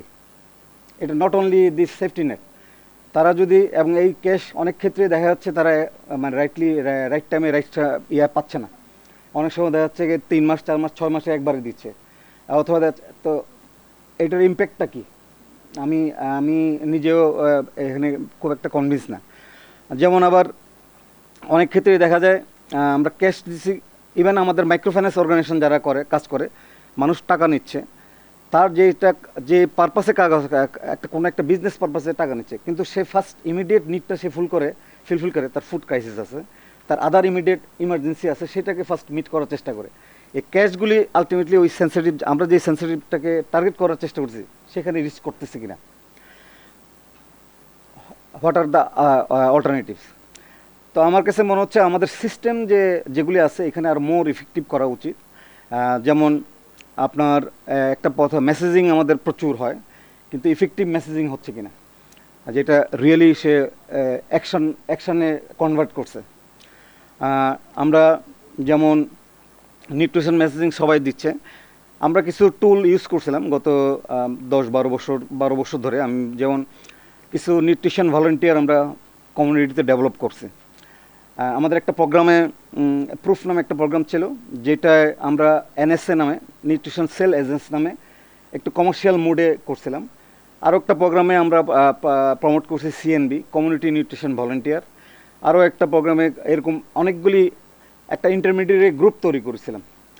তো যাদের মূল কাজ ছিল মেসেজিং করা এবং তারা একটা সেল প্লাস অ্যাডভাইজারি প্লাস তাদের ইনপুট সেল করা। তো ইনপুট সেলের জন্য তাকে আরও সেন্সিটাইজেশন করতে হয়। তো একটা যেমন আমি নিউট্রিশন সেল এজেন্সির কথাই বলি, একটা গুড এক্সাম্পল। আমরা প্রায় 1200-র মতো নিউট্রিশন সেল এজেন্স কমিউনিটি তৈরি করলাম। তাদের ক্যাপাসিটি বিল্ড আপ করলাম যে কীভাবে মেসেজিং দিতে হবে, কীভাবে প্র্যাকটিক্যালি শো আপ করতে হবে, এবং তাদেরকে অ্যালাউ করলাম যে একটা ব্যাগে করে তারা নিউট্রিশন আইটেমগুলি নিয়ে যাবে কমিউনিটিতে। তো সেখানে নিউট্রিশন বললে তো শুধু আমি যে হেলথ অ্যান্ড হাইজিনের কথা চিন্তা করলে শুধুমাত্র আমাদের মাইক্রোনিউট্রিয়েন্ট ডিফিসিয়েন্সি না, এটার সাথে অ্যাসোসিয়েটেড হলো আমাদের হাইজিনেরগুলিও জড়িত আছে এবং আদার্স আইটেমগুলো জড়িত অ্যাসোসিয়েটেড। তো তারা যেটা করতো নিউট্রিশন প্রোডাক্ট হিসেবে, যেমন মনিমিক্স অথবা খাবার স্যালাইন অথবা সাথে ফলিক অ্যাসিড অথবা আয়রন, এগুলি নিয়ে যাইত। এবং সাথে আরও ভেরি ইম্পর্টেন্ট জায়গা ছিল, যেমন কিশোরীদের জন্য প্যাড, স্যানিটারি প্যাড নেওয়া, তারপরে আদার হাইজিনস আইটেমগুলি নেওয়া। এবং উইথ দিস তারা কিন্তু কমিউনিটিতে ভালো একটা প্রোডাক্ট রিলেশনশিপ কমপ্লিট করে তাদের একটা প্রোডাক্ট সেল, এক ধরনের মার্কেটিং সিস্টেম ডেভেলপ করছিল। তো যাতে দেখা গেছে যে অ্যাভারেজলি 15 থেকে 20 হাজার টাকা কমিউনিটিতে একটা মহিলা ইনকাম করতে পারে।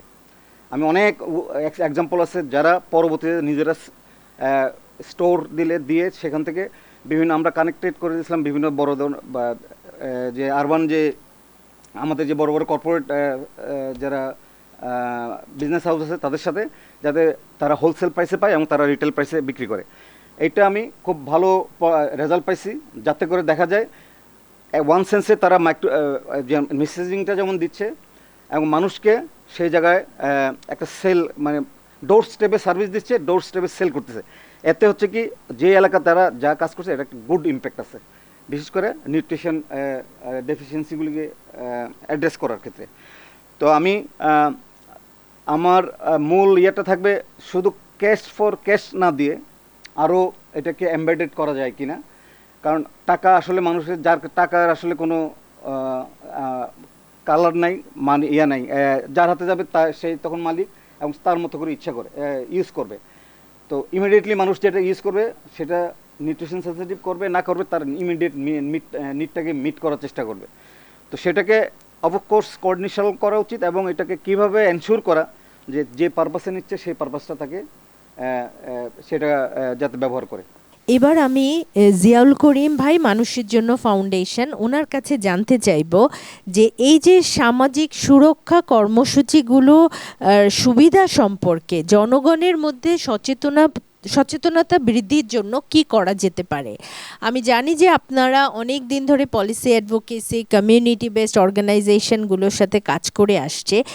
সো সেই জন্য আপনার কাছে আমার দুটো প্রশ্ন। একটা হচ্ছে সচেতনতা বৃদ্ধি করার জন্য সাধারণ মানুষের মধ্যে উন্নয়ন সহযোগীরা কি ভূমিকা রাখতে পারে, কিভাবে রাখতে পারে, সেটা একটা। আর একটা হচ্ছে আপনি আজকের প্রেজেন্টেশন থেকে দেখলেন যে অনেক সুবিধাভোগী কিন্তু বাদ পড়ে যায় এই সামাজিক সুরক্ষা কর্মসূচিতে ইনক্লুডেড হতে। হ্যাঁ, তো তাদেরকে ইনক্লুড করাটা আমরা কিভাবে নিশ্চিত করতে পারি যাদের জন্য সত্যি এই সামাজিক সুরক্ষা কর্মসূচিটি তৈরি হয়েছে? একটা বড় প্রোগ্রাম সরকারের রয়েছে যেটা আমরা আলোচনায় এখনো আনিনি, সেটা হচ্ছে ওএমএস। এটাও তো সরাসরি আসলে কন্ট্রিবিউট করছে। তো এটা একটা বড় প্রোগ্রাম এবং এটা নিয়ে বিশদ আলোচনা করা দরকার, এটাকে ইমপ্রুভমেন্ট করা দরকার ছিল। তো আরেকটা হচ্ছে দেখেন আমাদের এখানে প্রচুর কমিউনিটিতে খুব ইম্প্যাক্টফুল একটা হেলথের প্রোগ্রাম আছে, সেটা হচ্ছে কমিউনিটি ক্লিনিক। এটাও কিন্তু সোশ্যাল প্রোটেকশনের অন্তর্ভুক্ত। আমাদেরকে এইটা নিউট্রিশনের সাথে সম্পর্কিত এগ্রিকালচার বেস অনেকগুলো প্রোগ্রাম আছে সরকারের। হ্যাঁ, এই এগ্রিকালচার বেস প্রোগ্রামগুলোকেও আমাদের এখানে আসলে যুক্ত করে আর পরিকল্পনাতে আনা দরকার। আর একটা বড় বিষয় সেটা আমার কাছে মনে হয় যে একটা প্রোগ্রাম সোশ্যাল সেফটি নেট হিসেবে অনেক সাকসেসফুল।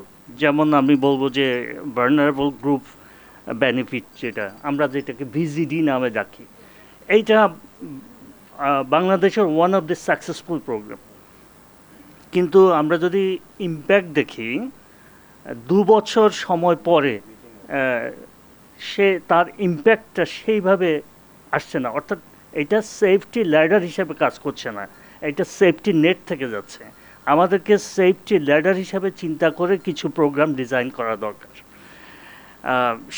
সেই ক্ষেত্রে আমার কাছে মনে হয় যে এগ্রিকালচার, হেলথ, ওয়াশ এগুলোকে একত্র করে এই যে নিউট্রিশন প্রোগ্রামটাকে ভাবতে হবে। আর এরপর আরেকটা বিষয় বলছি যে আমাদের যেই ন্যাশনাল সোশ্যাল সিকিউরিটি স্ট্র্যাটেজি, এটা কিন্তু অনেক গবেষণা, অনেক চিন্তাভাবনার ফসল। এটা খুব আমি বলবো যে এত ভালো চিন্তা করে কোনো প্রোগ্রাম আমাদের ডিজাইন করা হয় নাই। এইটাকে আমাদের ধরে রাখা দরকার। হ্যাঁ, আমরা এখনও ইমপ্লিমেন্টেশনের জন্য এইটার যে প্ল্যান ছিল সেই প্ল্যানে যেতে পারি নাই, কিন্তু ইমপ্লিমেন্টেশনে যাওয়ার জন্য আমাদের প্রচেষ্টাটা অব্যাহত রাখতে হবে। এখনই এইটা কোনোভাবেই যাতে বন্ধ না হয়, এইটার ইমপ্লিমেন্টেশন, এটা আমাদেরকে কেয়ারফুলি একটা বিবেচনায় আনতে হবে। আর এর মধ্যে অনেকগুলো বিষয় আছে যেটা লাইফ সাইকেল অ্যাপ্রোচে এখনও কভার করে নাই, বাট লাইফ সাইকেল অ্যাপ্রোচের মধ্যে এটাকে নেওয়া সম্ভব এবং নেওয়া যায়, এটা অলরেডি বাই দিস টাইম প্রমাণিত হয়েছে। একটু ইনক্লুশনের কথাটা যদি একটু বলেন, কিভাবে ইনক্লুশন করা যায়? এক্স্যাক্টলি, আমাদের সবচেয়ে বড় প্রবলেম সেটা হচ্ছে এক্সক্লুশন অ্যান্ড ইনক্লুশন এরর, এবং এইটার পিছনে সবচেয়ে বড় কারণ হচ্ছে আমরা আসলে রাইট পারসনকে সিলেক্ট করতে পারি না। মানুষের জন্য ফাউন্ডেশনের একটা অভিজ্ঞতা আছে, এইটা যদি সম্পূর্ণভাবে রিমুভ করতে হয় তাহলে সারা দেশের সব মানুষের আসলে MIS বেসড ডেটা থাকতে হবে। যদি এটা সম্ভব না হয় তাহলে 100% কখনোই করা সম্ভব না। তবে আমরা প্র্যাকটিস করে দেখেছি এইটাকে যদি কমিউনিটি বেস বাছাই প্রক্রিয়ায় আনা যায়, মানে খুব সঠিকভাবে খুব মনিটরিংটা খুব স্ট্রং রেখে যদি এটা করা যায় তাহলে অলমোস্ট আপনার ইনক্লুশন এররটা দূর করা সম্ভব। আমরা এটা প্রমাণ করেছি। হ্যাঁ, এক্সক্লুশন এরর তো থাকবেই, আবার বাজেট কম, আমি এক্সক্লুশন এরর দূর করব কিভাবে, কিন্তু ইনক্লুশন এররটা করা সম্ভব হয়েছে, আমরা দেখেছি। তো এই সেখানে যেটা করতে হয় সেটা হচ্ছে কমিউনিটি বেস গ্রুপ তৈরি করতে হবে। সেই গ্রুপগুলোকে দিয়ে প্রত্যেকটা কমিউনিটিতে একটা করে গ্রুপ আমরা করেছিলাম যেটা, এবং এই গ্রুপই বাছাই করেছে কোন হাউসহোল্ড ভালনারেবল এবং কারা এই প্যাকেজটা পাওয়ার উপযুক্ত। ঠিক এইরকম করে যদি বাংলাদেশের সব জায়গায় করা সম্ভব হয় তাহলে অবশ্যই ইনক্লুশন এরর দূর করা যায়, এটা প্রমাণিত। আচ্ছা, অসংখ্য ধন্যবাদ। আমরা যেটা করতে পারি সেটা হলে মানুষকে অ্যাওয়ার করার জন্য আসলে কমিউনিটি বেজ অর্গানাইজেশন এবং সিভিল সোসাইটি অর্গানাইজেশনগুলোকে প্রপারলি ইনভলভ করতে হবে।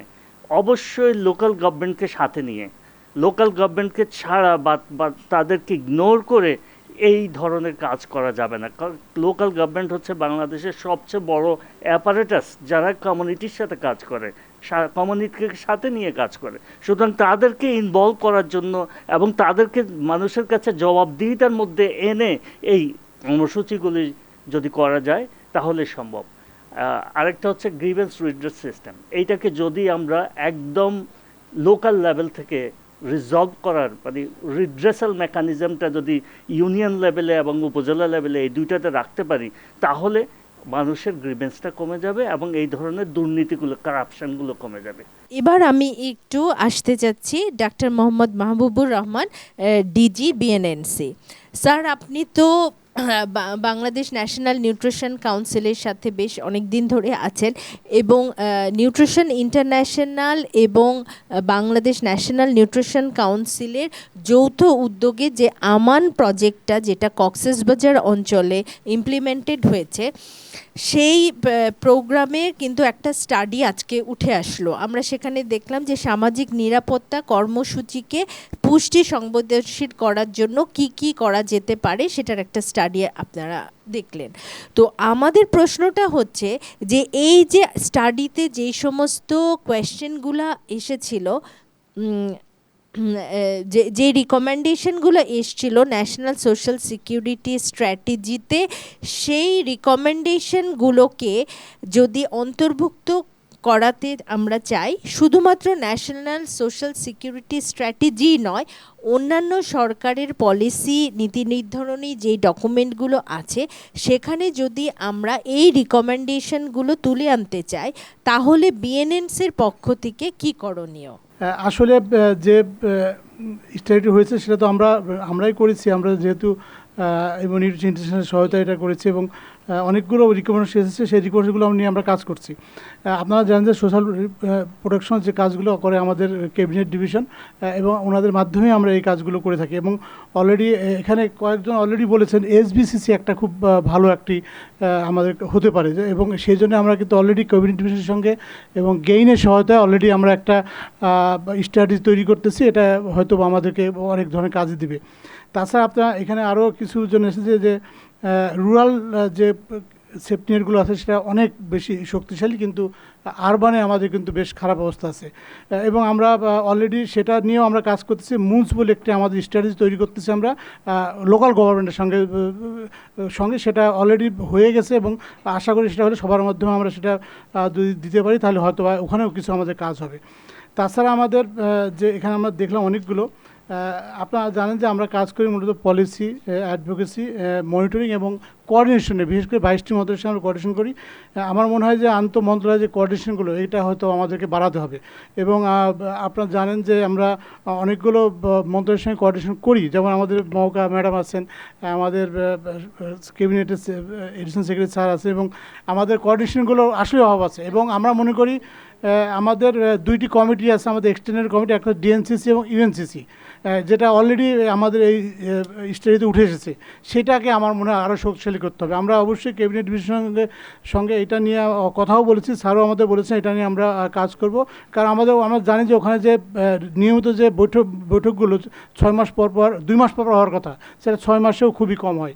তো এখানে অনেকগুলো হয়তো ফান্ডিংয়ের সমস্যা আছে বা সবার মধ্যে কোঅর্ডিনেশন আছে, এটা আমাদের মধ্যে করতে হবে। এবং আমরা অবশ্যই স্যারের বিশেষ করে সহায়তা আমরা নিব, যে এই ব্যাপারটা যদি ওনারা একটু দেখেন, যে কারণ ক্যাবিনেট ডিভিশনের এই নির্দেশনাগুলো দেন পরবর্তীতে, যে যদি এই কমিটিগুলো যদি খুব ফাংশনই থাকে, বিশেষ করে ডিএনসি যদি ফাংশন থাকে তাহলে ইউএনসিসি ফাংশন থাকবে, এবং ইউএনসি যদি ফাংশন থাকে তাহলে উপজেলা এবং ইউনিয়ন, গ্রাম এগুলো কিন্তু খুব ভালো থাকবে। অনেকেই হয়তো বা বলছে ইউনিয়ন পর্যায়ে কাজগুলো আমাদের হচ্ছে না। এখন ইউএনসিসি যদি ঠিকমতো কাজ না করতে হবে তাহলে তো আবার উপজেলাতে ইউনিয়ন তো কাজগুলো কম হবেই। এখানে একজন কমিটির কথা বলছে, আমরা খুবই ভালো লাগলো যে উনি কমিটির কথা এখানে এনেছেন, কমিটি ক্লিনিকের কথা। কমিটি ক্লিনিকগুলো নিয়ে আমরা কাজ করতে পারি, এবং সেইখানে আমাদের যে এই কাজগুলো আমরা বিশেষ করে সেফটিনেটের যে প্রোগ্রামগুলো সেখানে কিন্তু আমরা কাজ করতে পারি। আমরা যে আদার রিকোয়ারমেন্টস আছে, এসবিসি বললাম, আমরা জেন্ডার স্পেসিফিক ইন্ডিকেটর যেগুলো আছে সেগুলো কিন্তু আমরা মনিটরিং ফ্রেমওয়ার্কের মধ্যে আমরা আনতে পারি, তাহলে হয়তো বা এই কাজগুলো হবে। যাই হোক, এখানে আরও অনেক কিছু বলা আছে, সময় কম, আশা করি আরও অন্য সময় যদি আমরা পাই আরও সুন্দরভাবে বলতে পারবো। আমি এখন অনুরোধ করছি আমাদের Mohammad Khaled Hasan sir, additional secretary cabinet division. স্যারের কাছে আমার যে প্রশ্নটা সেটা হচ্ছে যে আপনি তো ন্যাশনাল সোশ্যাল সিকিউরিটি স্ট্র্যাটেজির সাথে ওতপ্রোতভাবে জড়িত, বহুদিন ধরে কাজ করছেন। সামাজিক নিরাপত্তা কর্মসূচিতে পুষ্টি উন্নয়ন এবং জোরদার করার জন্য আপনারা বিভিন্ন স্টেক হোল্ডারদের কাছ থেকে কী ধরনের সহযোগিতা আপনারা চান? তার মধ্যে উন্নয়ন সহযোগী হতে পারে, তার মধ্যে ডোনার, দাতা সংস্থা এবং অন্যান্য আর যাদের কথা আপনারা ভাবছেন তাদের কথা যদি উল্লেখ করেন খুব ভালো হয় স্যার। প্রথমে একটু বলে নিই যে ন্যাশনাল সোশ্যাল সিকিউরিটি স্ট্র্যাটেজি এটা একটা গুরুত্বপূর্ণ ডকুমেন্ট সামাজিক নিরাপত্তা ব্যবস্থাটাকে ঢেলে সাজানোর জন্য। মূলত 39টা মন্ত্রণালয় সামাজিক নিরাপত্তা কার্যক্রম বাস্তবায়ন করে, এবং এদের মধ্যে কিছুটা ওভারল্যাপিং থাকার সম্ভাবনা ছিল।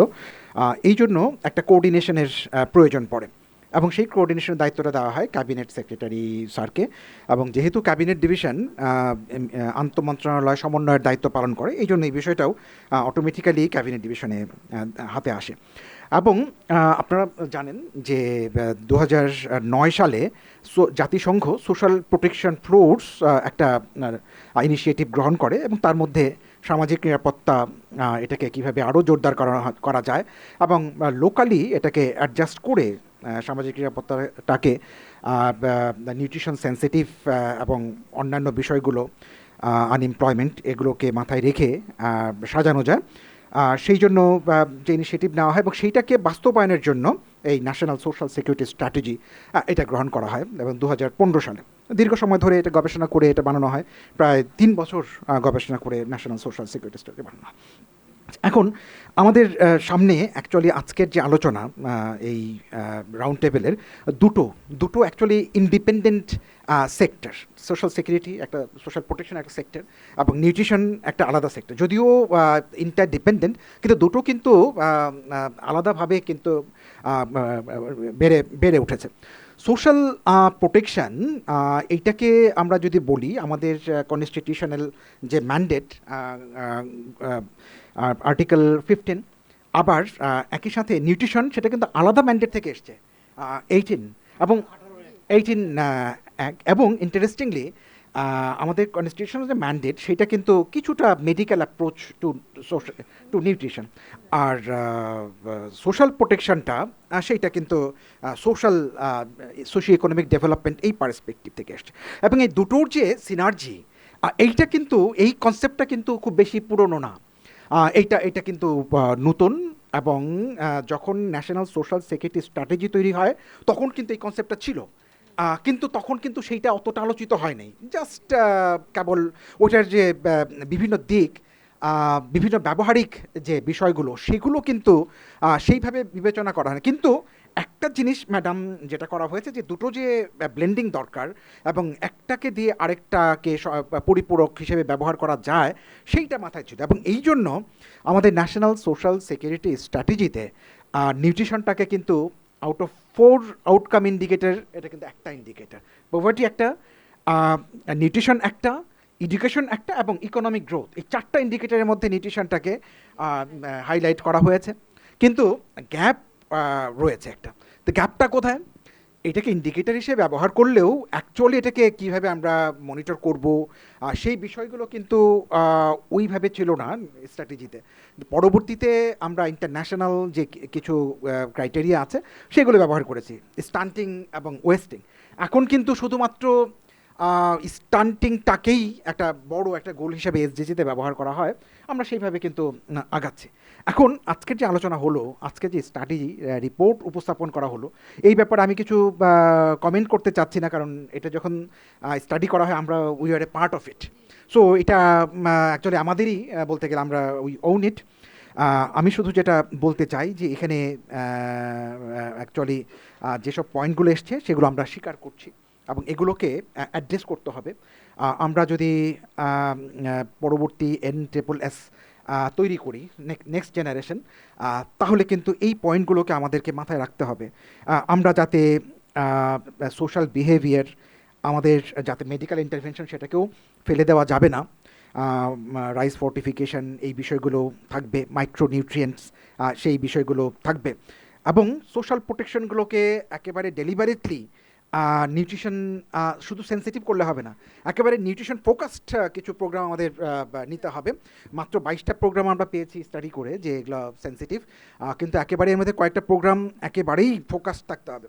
এবং আরেকটা বিষয় যেটা আমাদের স্ট্র্যাটেজিতে ম্যাডাম এসছে, সেটা হলো যে নিউট্রিশন আমাদের প্রয়োজন, কিন্তু সেই নিউট্রিশনটা আমাদেরকে শুরু করতে হবে একেবারে চাইল্ডহুড থেকে, জন্মের 1000 দিনের মধ্যে, এবং সেইটাকে আরও জোরালোভাবে আমাদের এই স্ট্র্যাটেজিতে নিয়ে আসতে হবে এবং আমরা নিয়ে আসবো।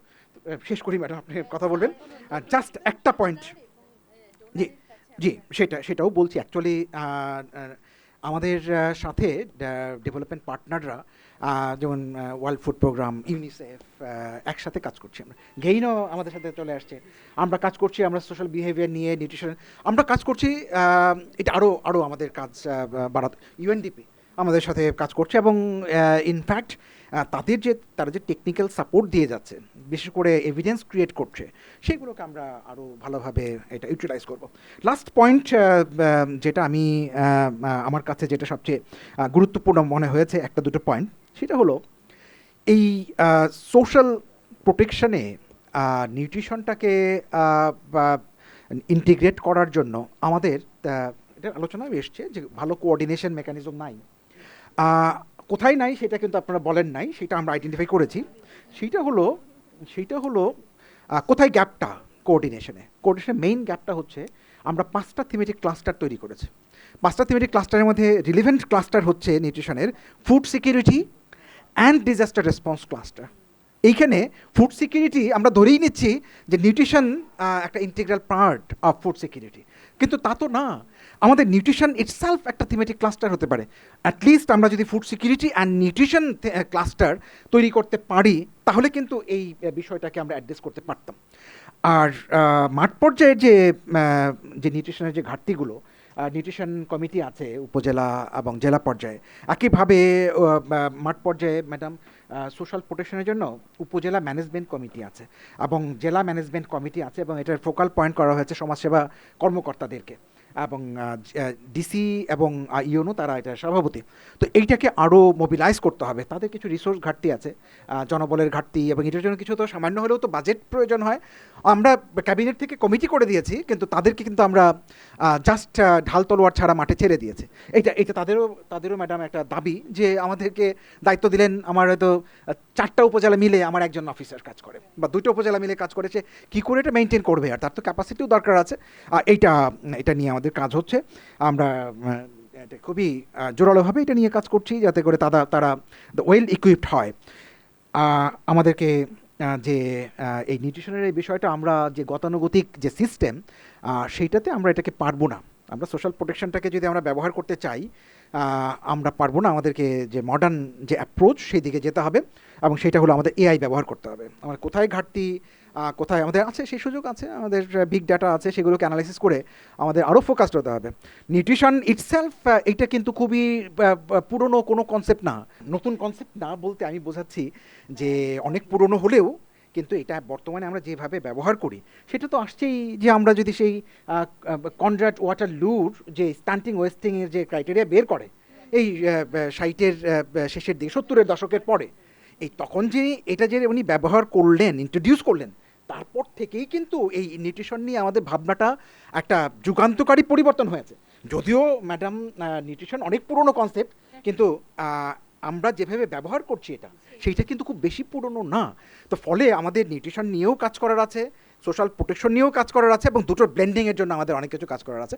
এবং আমি ম্যাডাম কৃতজ্ঞতা জানাচ্ছি যে আপনি এখানে এসেছেন, আপনার উপস্থিতি ইটসেলফ যে আমাদের এন্ডোর্সমেন্ট দিচ্ছে, যে আমাদেরকে একটা আমি বলবো যে একটা সাপোর্ট দিচ্ছে যে এইটা নিয়ে আমাদের কাজ করা দরকার। এই তিনটা বিষয় নিয়েই আমাদের কাজ করা দরকার, আমরা কাজ করব এবং এটা নিয়ে আরও বিস্তারিত আলোচনা করব। একটা যদি সুযোগ দেন ম্যাডাম, আমরা ক্যাবিনেট থেকে এপ্রিল মাসে দিকে আমরা প্ল্যান করছি যে একটা বড় 4 দিন ব্যাপী একটা কনফারেন্স করব।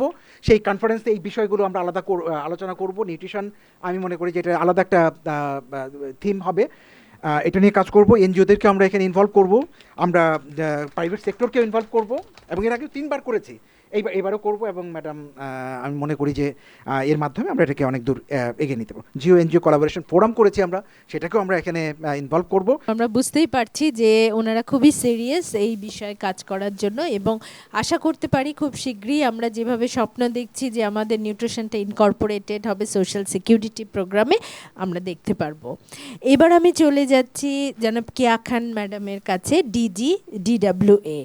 ম্যাডামের কাছে আমার প্রশ্ন, সামাজিক নিরাপত্তা কর্মসূচিতে পুষ্টি কোনো অবদান রাখতে পারছে কিনা? আমি সবসময় বলি যে নিউট্রিশন আমরা স্যার জানেন যে আমরা 170টা উপজেলায় আমরা গভর্নমেন্ট জিওবি ফান্ড থেকে আমরা ফর্টিফাইড রাইস দিচ্ছি, এবং WFP এক্ষেত্রে আমাদের 31টি উপজেলায় দিচ্ছে, এবং 4টি উপজেলাতে আমাদের নিউট্রিশন ইন্টারন্যাশনাল দিচ্ছে। টোটাল 205 উপজেলায় আমরা ফর্টিফাইড রাইস দিচ্ছি, এবং আমাদের এক্ষেত্রে স্যার বেনিফিশিয়ারির সংখ্যা আমাদের মোর দেন 4,66,000 এবং 606 আই থিঙ্ক টোটাল বেনিফিশিয়ারি। কিন্তু যেটি হচ্ছে যে আমাদের এই যে lack of coordination, nutrition council বলছে যে তারা এই নিউট্রিশন ইন্ডিকেটরগুলো করেছে এবং ইম্প্যাক্ট যদি করে থাকে, আমাদের সাথে একেবারেই কোঅর্ডিনেশন নাই, যে কারণে নাকি আমরা বলতে পারছি না যে আমার ইম্প্যাক্ট কি হচ্ছে এই ফর্টিফাইড রাইসের দেওয়ার ফলে। আরেকটা জিনিস হচ্ছে স্যার, আমি যখন এখানে জয়েন করলাম, তারপরে আমি WFP এখানে আছে, ওনাদের সাথে আমি বসেছিলাম, আমার অর্গানাইজেশন, যে আমরা 1974 থেকে স্যার আমরা VWB বা VDD প্রোগ্রামের আওতায় আমরা 30 কেজি করে চাল দিচ্ছি। তার ইম্প্যাক্টটা কি? ইম্প্যাক্ট আমার তো মানে 2 ইয়ার সাইকেলে আমি 30 কেজি করে চাল দিই, এটা তো একটা মানুষকে, সেই সাথে আমরা লাইভলিহুড ট্রেনিং দিই তাকে ঘুরে দাঁড়ানোর জন্য। এমন নয় যে দিনের পর দিন আমি তাকে সাপোর্ট করব, 2 বছরের পর যদি সে দাঁড়াতে না পারে তাহলে আমার লাভ কী হলো? আমার তো এই চালের ইম্প্যাক্টে যে সে এই চালটা পেয়ে সে অন্য দিক থেকে সে নিজেকে ডেভেলপ করবে, এবং অন্যদিকে সে নিজেকে স্ট্রেংথেন করবে, সো দ্যাট এরপরে সে নিজেই নিজেকে দাঁড়াতে পারবে। তো সেই জিনিসগুলোর ইম্প্যাক্ট আমাদের নেই, যেটা WFP স্যার আমাদের নেক্সট ইয়ার থেকে আমাদের একটা ইম্প্যাক্ট স্টাডি করে দিবে। এটা আমাদের সাথে আলোচনা হয়েছে যে তারা একটা বেসলাইন করবে, কন্ট্রোল গ্রুপ করবে, এবং ইম্প্যাক্ট করে তারা বলবে যে আসলে আমাদের VWBর এইটা কি, ইম্প্যাক্টটা কি। কিন্তু নিউট্রিশনের ক্ষেত্রে স্যার দেখা যাচ্ছে আমাদের চ্যালেঞ্জটা হচ্ছে স্যার, আমরা 170টা উপজেলায় যে ফর্টিফাইড রাইস দিই, রেগুলার বেসিসে দিতে পারি না স্যার। 1 মাসে আমরা ফর্টিফাইড রাইস দিই, মাঝখানে 2-3 মাস দিই না, তারপরে আবার দিতে পারি। কারণ কি? প্রথমে আমি এসে শুনলাম স্যার যে আমাদের কার্নেল পাওয়া যায় না ঠিকমতো, কার্নেলের শর্টেজ আছে। ঠিক আছে, কার্নেলের শর্টেজ আছে, এই জন্য পাচ্ছি না, কার্নেল প্রোডাকশন হয় না, এই ধরনের কথা শুনেছি। কিন্তু লাস্ট ডিসেম্বর মাসে আমি নিউট্রিশন ইন্টারন্যাশনালের সাথে আমি মিলারদের সাথে একটা মিটিং করা হয়, সেটা কক্সবাজারে। সেখানে মিলাররা স্যার আমাকে জানালেন যে কার্নেলের আসলে কোনো শর্টেজ নেই, নিউট্রিশন ইন্টারন্যাশনালও কার্নেল ঠিকমতোই ফর্টিফাইড রাইস দিতে পারছে, WFPও দিতে পারছি না, আমরা জিওবি ফান্ডেড আমরা পাচ্ছি না, এবং আমাদের যে খাদ্য মন্ত্রণালয়ের যে ফুড ফ্রেন্ডলি প্রোগ্রাম আছে FFP, ওরাও পাচ্ছে না। কারণ কি স্যার, এখানে সিস্টেম গ্যাপ এবং প্রকিউরমেন্টের যে সেটা দেরি করে ফেলার কারণে আমাদের যথেষ্ট কার্নেল থাকার কারণেও আমাদের yearly production of kernel 14 million metric ton, আমাদের অনলি 170টা উপজেলার জন্য আমাদের requirement only 6 million metric ton. সেক্ষেত্রে কার্নেলের শর্টেজ কোনো ব্যাপার না, অথচ সেই জিনিসটা আমরা শুনেছি যে আমাদের কার্নেলের শর্টেজ। এটা যদি স্যার আমরা স্যার ওই তো মানে খাদ্য অধিদপ্তরের টেন্ডারিং প্রক্রিয়া, ওরা যে টেন্ডার করে সেই টেন্ডারটা দেরি করে স্যার, যে কারণে আমরা তো বুক অ্যাডজাস্টমেন্ট মাধ্যমে পুরো জিনিসটা খাদ্য অধিদপ্তরকে দিয়ে দিই। তো এই জিনিসটা স্যার গ্যাপটা, তা আমি মিনিস্ট্রিতে এরপরে আমি মিনিস্ট্রিতে চিঠি লিখেছি যে আমাদের ইমিডিয়েটলি খাদ্য অধিদপ্তরের সাথে একটা কোঅর্ডিনেশন মিটিং হওয়া দরকার, যেখানে আমরা এই প্রবলেমগুলো বলতে পারবো, সো দ্যাট যদি আমরা রেগুলার বেসিসে ফোর্টিফাইড রাইস দিতে না পারি, আমি তো ইম্প্যাক্ট অ্যাসেস করতেই পারবো না, কারণ 1 মাস দিলাম এরপরে 3 মাস যদি না পায় তাহলে তো ওই কন্ট্রোল করে জানাই যাবে না যে তার এই রাইসের ইম্প্যাক্টটা তার হেলথে কী পড়েছে।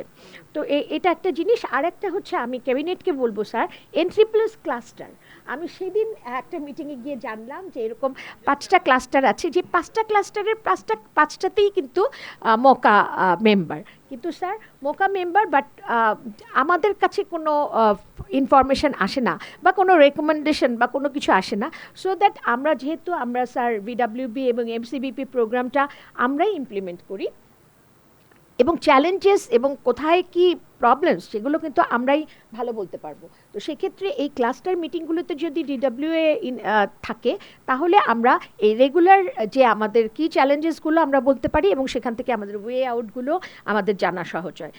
এখানে স্যার ইম্প্যাক্ট স্টাডির কথাটাও স্যার আমি বলেছি যে আমাদের চ্যালেঞ্জগুলো কোথায়। এসবিসিসি যে সোশ্যাল বিহেভিয়ারাল চেঞ্জ কমিউনিকেশন, এটি কিন্তু স্যার আমাদের ভিডাব্লিউবি প্রোগ্রামেও আছে, আমাদের এমসিবিপি প্রোগ্রামেও আছে এবং আমাদের আইসিভিডিডি প্রোগ্রামে আছে, সবগুলি প্রোগ্রামে আমাদের এসবিসিসি প্রোগ্রাম আছে। কিন্তু যেটা আমাদের ডাব্লিউএফপির মামুন সাহেব বলেছে যে আমাদের চ্যালেঞ্জ হচ্ছে আমাদের অ্যালাউন্সেই আমাদের মেইন বাজেটটা, আমাদের management and training and everything আদারে 1.6% অনলি আমাদের বাজেট, এবং সেই বাজেটটাও স্যার আমি আপনাকে চ্যালেঞ্জটা বলছি, বাজেটটা আমাদের অ্যালোকেশন ঠিকমতো হয় না। আমরা প্রত্যেকটা ইয়ারের শুরুতে আমরা এই পর্যন্ত অনলি আমরা গত বছর স্যার আমরা এন্ড অফ দ্য ইয়ার আমরা ট্রেনিংয়ের বাজেটটা আমাদের ছাড় হয়েছে, আমরা পেয়েছি, যদিও গভর্নমেন্টের অ্যালোকেশন থাকে পুরো বছরের জন্য, আমরা গত বছরের শেষে পেয়েছি। এখন আমি মানুষকে অ্যালাউন্স দিলাম, কিন্তু আমি স্যার লাস্ট মান্থে এই গত মাসে আমি নেত্রকোনা গিয়েছিলাম, ওখানে আমি একদম ডিরেক্টলি আমার হাবের ইসেদের সাথে কথা বলেছি, তারা বলেছে যে 800 টাকা ভাতার চাইতে আমাদের এই ট্রেনিংটা খুব দরকার, আমরা কিভাবে রান্না করব, কি খাওয়াবো বাচ্চাকে, কখন খাওয়াবো, কতক্ষণ গ্যাপে খাওয়াবো, কিভাবে ঢাকনা দিয়ে রান্না করব, কোন কোন পুষ্টি আমার দরকার, সেগুলি বেশি প্রয়োজন, কারণ 800 টাকা তো আমরা একটা নির্দিষ্ট সময়ের জন্য পাবো, কিন্তু ট্রেনিংটা কিন্তু আমার সাস্টেইনেবল, তাই না, ট্রেনিংটা থেকে যান। তো এই ট্রেনিংটা আমরা অ্যালাউন্স দিচ্ছি 1 মাসে দিচ্ছি, বা আমাদের আইবাসের প্রবলেমের জন্য 2-3 মাস পর দিচ্ছি, সোশ্যাল নর্মসের কারণে কে নিচ্ছে কে নিচ্ছে না সেটাও আমরা হয়তো ইনশিওর করতে পারছি না, আমাদের অনেক ঝামেলা আছে, প্রবলেম আছে। কিন্তু এই ট্রেনিংটা যদি সত্যিকার মাকে এবং বাচ্চাদের কাছে আমরা পৌঁছে দিতে পারি, তাহলে কিন্তু তার মাথায় এটা থাকবে, সে তার লিমিটেড রিসোর্স থেকে এই ট্রেনিংটা অ্যাপ্লাই করতে পারবে তার জীবনে। তো সেই জিনিসটা আমরা ট্রেনিংটা আমরা স্যার রেগুলারলি আমরা দিতে পারছি না, কারণ আমাদের গভর্নমেন্টের বাজেট থাকলেও আমাদের ছাড় হয় না। এখন আমি অ্যালাউন্স দিয়ে বসে আছি কিন্তু ট্রেনিং দিতে পারছি না, আমি টিওটি করে হয়তো বলা হলো না আপনাকে তো 5 কোটি টাকা দেওয়া হয়েছে, 6 কোটি টাকা দেওয়া হয়েছে, সো বাট 5 কোটি 6 কোটি টাকা দিলে আমি টিওটি করাতে পারবো, কিন্তু আমার আলটিমেট যে বেনিফিশিয়ারির কাছে আমার ট্রেনিংটা পৌঁছতে পারছি না। তো এই জিনিসগুলো, এই চ্যালেঞ্জগুলো স্যার আমার সিস্টেমিক চ্যালেঞ্জগুলি যদি আমি অ্যাড্রেস করতে পারি, তাহলে আমার টার্গেটিং, আমার ইনক্লুশন এক্সক্লুশন এরর আছে, অবশ্যই কাদেরকে ইনক্লুড করতে হবে সেটা আমরা জানি। আমাদের পভার্টি ম্যাপিং, আমরা কিন্তু ভিডাব্লিউবিতে পভার্টি ম্যাপিং হয়, হ্যাঁ, nutrition mapping, nutrition vulnerability assess করা, বেসিক্যালি আমাদের ডেটা গ্যাপ, আমি জানি না নিউট্রিশন কাউন্সিলের যদি ডেটা থাকে, এটা একটা চ্যালেঞ্জ, কারণ আমরা তো বিবিএস থেকে ডেটা নেই, সেক্ষেত্রে নিউট্রিশন ভালনারেবিলিটিটা মেজার করা কিন্তু একটা অনেক বড় ব্যাপার। তবে আমাদের দেশের ক্ষেত্রে কিন্তু ইকোনমিক ভালনারেবিলিটি আর nutritional vulnerability side by side একই সাথেই কাজ করে, কারণ যদি ইকোনমিক ভালনারেবিলিটি থাকে তাহলে বোঝাই যাবে তার নিউট্রিশনাল ভালনারেবিলিটি আছে। তো এই বিষয়গুলো আমাদের অ্যাড্রেস করতে হবে। তবে আমার সর্বশেষ কথা হচ্ছে যে কভারেজ বাড়ানোর, অবশ্যই বাড়াতে হবে, কিন্তু কভারেজটা বাড়াতে হবে রাইটলি, কারণ আমি যদি রাইট বেনিফিশিয়ারিকে রাইটভাবে আমি অ্যাড্রেস করতে না পারি রাইট টাইমে, এবং তাকে যদি আমি রাইট ট্রেনিংগুলো এনশিওর করতে না পারি, তাহলে কভারেজ বাড়িয়ে পিলফারেজ হয়ে গেলে আমার কোনো লাভ হবে না। আমাদের policy documents are fine, very good, in written very good, কিন্তু implementation always challenge, lot of plans, lot of things is available. তো দুইটা অর্গানাইজেশন এইটাকে, একটা হলো বিএনএনসি আর একটা হলো বাংলাদেশ ফুড সেফটি অথরিটি, একটা আছে হলো ফুডের আন্ডারে, একটা হলো হেলথ মিনিস্ট্রি অফ হেলথের আন্ডারে। এই দুইটা আইদার প্রাইম মিনিস্টারের অফিসের আন্ডারে হওয়া উচিত, আর অ্যাটলিস্ট না হলেও হওয়া উচিত ক্যাবিনেটের আন্ডারে। কারণ এখানে প্রত্যেকটা এই বিএনএনসির সাথে মোর দেন 20 অর্গানাইজেশন মিনিস্ট্রি জড়িত, এবং এই কোঅর্ডিনেশনটা হেলথ মিনিস্ট্রির এই পজিশনটা যে ডিজি যেটা হেড করতেছে একজন পূর্ণাঙ্গ সেক্রেটারি হলে it will work very fast. এটা একটা প্রশ্ন। আর Bangladesh food safety authority same thing, সেখানেও মোর দেন 20-25 মিনিস্ট্রি অ্যাসোসিয়েটেড, কিন্তু মানে এটা রাইটলি ফাংশন করতেছে না। তো এটা আপনার অ্যাটেনশন দেওয়ার জন্য। এবারে আমি আমাদের আজকের অনুষ্ঠানের প্রধান অতিথি মাননীয় উপদেষ্টা জানাবা শারমিন মুর্শিদ আপাকে বক্তব্য দেওয়ার জন্য।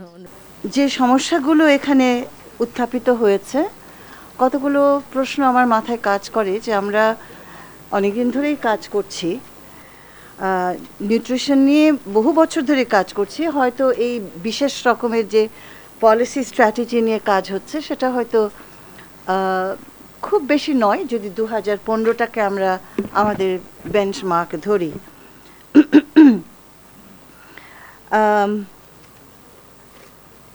বাই অ্যান্ড লার্জ আমার কাছে যেটা মনে হয় সেটা হলো যে এটাকে আমরা এখান থেকে কোথায় নিয়ে যাব, এই সরকারের একটা অবস্থান আছে। আমরা প্রতিটা জিনিস কিন্তু অত্যন্ত ক্রিটিক্যালি দেখছি। আমরা দেখছি আমরা কি করছি, আমরা দেখছি আমাদের এটার আসলে আউটকামটা সত্যি আছে কি না, আমরা দেখছি আমরা কি কৌশল ব্যবহার করি। আমি আমার দুটো মন্ত্রণালয়ের দায়িত্বে আছি, সেখানে care knows very well how critical I am of the work that we do, এবং with full justification. I am not irrational. কারণটা হলো যে আমাদের মন্ত্রণালয়গুলোর ভেতরে, তার অবকাঠামোর ভেতরে, তার প্রক্রিয়ার ভেতরে এমন কতগুলো ধারা, এমন কতগুলো চর্চা, এমন কতগুলো প্র্যাকটিস আছে যেটা তো নিমেষে মুছে দেওয়া যাবে না, কিন্তু মুছতে হবে। এই যে আমার এই বন্ধুটি, নাম, প্রথা, এটা লজ্জা পাওয়ার কিছু নেই, লজ্জা পাওয়ার কিছু নেই, না লজ্জা পাওয়ার কিছু নেই। এটাই প্রমাণ করে যে একটা পুরনো অভ্যেস এভাবেই পাল্টে যায় না, এটা এভাবেই পাল্টে যায় না। এবং 15 বছরের অভ্যেস নিশ্চয়ই আপনারা আশা করছেন না যে 5 মাসে আমরা মুছে দেব বা 3 মাসে আমরা মুছে দেব, নিশ্চয়ই সেটা আশা করছেন না। অনেকে অবশ্য খুব অধৈর্য এ ব্যাপারে, তারা ভাবছেন যে আমাদের তরুণ প্রজন্ম, আমাদের জনগণ যে কি বলবো, এটাকে কি নামে বর্ণনা দেওয়া যায়, যা ঘটে গেছে আমাদের জীবনে এই 2 মাস, nothing less than unworldly, nothing less than surreal, nothing less than magic what happened in Bangladesh during the months of July and August. এবং এটা বলার প্রয়োজনটা এই কারণে যে আমরা এমন একটা মুহূর্তে এসে আপনাদের সামনে বসেছি, এই দায়িত্বটা নেবে বলে তো আমরা আসিনি, এই দায়িত্বটা আমাদেরকে দেয়া হয়েছে। এবং আমাদের এই সরকারের চারিত্রিক ভিন্নতা বিগত সরকারগুলোর থেকে হচ্ছে, আমরা সকলেই একটা পেশাগত জায়গা থেকে এসেছি। আমরা প্রত্যেকেই সামাজিক অথবা অর্থনৈতিক অথবা ফাইন্যান্সিয়াল কাজে পারদর্শী এবং বহু বছরের সুনাম আছে। যারা এখানে আছেন তারা কেউ এখানে চিরকালের জন্য আসেননি, তারা একটা দায়িত্ব পালন করতে এসেছেন। এই দায়িত্ব পালন শেষে তারা নিজ নিজ পেশায় ফিরে যাবেন। যদি কখনো দেশের ডাকে প্রয়োজন হয় আবার আসতে, অবশ্যই তারা আসবেন, আমরা আসব। এই কথাটা বলতে চাই যে এই স্বল্প সময়ের ভেতরে, যেহেতু আমরা জানি না, এই স্বল্প সময়ের ভেতরে কতগুলো মৌলিক জায়গায় যদি আমরা হাত দিতে চাই, এবং সেটাই করা উচিত, এবং আমাদের ভেবে নেওয়া উচিত কোন জায়গাটায় আমি হাত দিলে আমরা কিছু পরিবর্তন আনতে পারবো। আমরা সার্বিকভাবে একটা বিশাল পরিবর্তন আনতে পারবো না, কিন্তু আমরা কতগুলো ভালো উদ্যোগ নিয়ে কতগুলো পরিবর্তনের জায়গায় হাত দিতে পারি। আমরা জানি যে বাংলাদেশ তার উন্নয়ন সূচকে নিঃসন্দেহে তার তার তার ছাপ সে রেখে গেছে, এবং বিশ্বজুড়ে সে প্রশংসিতও হয়েছে। যেই হারে আমার দেশে দারিদ্র্য কমেছে, যে হারে আমার দেশে নারী পুরুষের যে জেন্ডার, লিঙ্গীয় যে সূচকগুলোর ভেতরে পরিবর্তন এসেছে, আরও অনেকগুলো বিষয় আছে, সেই জায়গাগুলোতে আমরা এই উপমহাদেশে অন্যদের চাইতে কোনো অংশে কম নই, অনেকের চাইতে অধিক।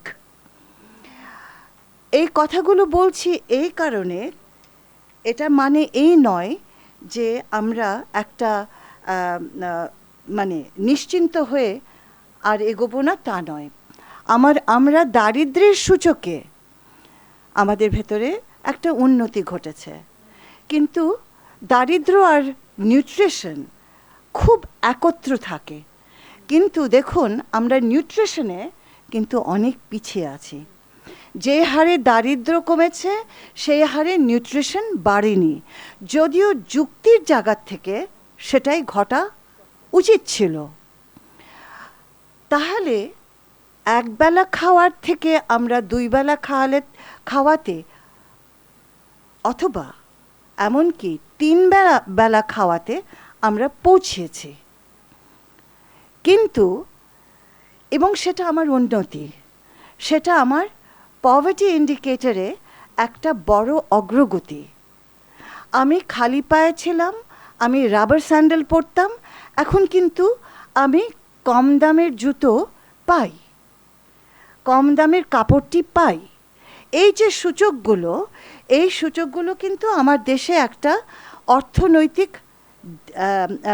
পরিবর্তন শুধু ঘটায়নি, আমাদের দেশের একটা অভিলাষের জায়গাও তৈরি হয়েছে, অ্যাম্বিশনের জায়গা তৈরি হয়েছে, which I think is desirable. এবং কিন্তু নিউট্রিশন কেন এত খারাপ জায়গায় থেকে গেল? পানিটা কেন আমাদের দেশে এত খারাপ জায়গায় থেকে গেল? এগেন, আমি কিন্তু পানিটাকেও নিউট্রিশনের অংশ হিসেবে দেখতে চাই, কিন্তু আমাদের আলোচনায় সেটা রিফ্লেক্টেড হয়নি এবং হচ্ছে না, কারণ আপনারা সেইভাবে এটাকে সংজ্ঞা করেননি এবং সেভাবে দেখছেন না। আমি কাজ করেছি বহু বছর কোস্টাল বেল্টে, উপকূলে। আমি কাজ করেছি সবচাইতে দরিদ্র এলাকাগুলোতে বাংলাদেশে। আমার ব্যাকগ্রাউন্ড কি? আমি মানবাধিকারের কাজ করি, কিন্তু আমি একজন সমাজবিজ্ঞানী। এবং সেই জায়গাটিতে আমার যে অভিজ্ঞতা গত 35 থেকে 40 বছরের, সেখানে আমি জোরালোভাবে বলতে চাই যে পানির ওপরে জোর না দিয়ে নিউট্রিশন এগোবে না। কেন? সেই শিশুটি যে জন্মায়, সে তার প্রথম যে রোগটা তাকে ধরে, সেটা হচ্ছে উপকূলীয় এলাকায় একটি শিশু পানির অভাবে, একটি মা পানির অভাবে তার শিশু যে অসুস্থতা হয়, আপনারা খেয়াল করবেন, জন্ডিস জনিত অন্যান্য, এবং সেই বাচ্চাটা কিন্তু মারা যায়। তাহলে দুটো জিনিস আমি কিন্তু অর্জন করতে পারিনি। আমার চাইল্ড মর্টালিটিটা কতটুকু ইমপ্রুভ করেছে আমার চাইতে আপনারা ভালো জানেন, in terms of your achievement in percentage. আর দ্বিতীয় জিনিস হচ্ছে যে এই সেক্ষেত্রে আপনার আজকের আলোচনায় আপনার আর্লি চাইল্ড গ্রোথের কথা বলেছেন। সেখানে ব্রেস্ট ফিডিং আমার দেশের নারী মা স্বাভাবিকভাবেই ব্রেস্ট ফিড করে, এবং ব্রেস্ট ফিড 6 মাস করে না, 1 বছর করে, 2 বছর করে, এমনকি 3 বছর করে। কেন করে? কারণ সে দরিদ্র, এবং সে তার বাচ্চাটাকে যতটুকু সম্ভব সে দিতে চায়, তার না থাকলেও সে বাচ্চাটিকে দিতে চায়। তাহলে সেই জায়গাটায় কি পরিবর্তন এসেছে? আমি উপকূলীয় এলাকার যদি উদাহরণটা টানি, তাহলে দেখতে হয় যে সেই জায়গাটাও কিন্তু আমাদের কোনো উল্লেখযোগ্য পরিবর্তন ঘটেনি। তো এটা হচ্ছে nutrition and what nutrition should address. আপনারা যেটা করছেন fortified rice, forgive me, for me that would never have been a priority. কেন? কারণ আমার দেশের যে চাল, আমার দেশের যে ভাত এবং আমার দেশের যে শাকসবজি মানুষকে তার নিউট্রিশনটাকে ফুলফিল করতে পারে। Fortified rice is a fast response, and to my mind a poor response to a sustainable alternative. Instead of developing a strong sustainable alternative based on your cultural food practice, we shifted to something which to me is an unknown entity. And why is it an unknown entity? Ever since I have joined my 2 ministries, আমি একটা research document আমার হাতে পাইনি। এই যে মাথা নাড়ছে, একটাও না। কত বছর ধরে কাজটা হচ্ছে? কোন বুদ্ধিতে আমরা এত বড় সিদ্ধান্ত নিলাম? Without any baseline, without any front line, without any end line, how could we do it? How could we do it?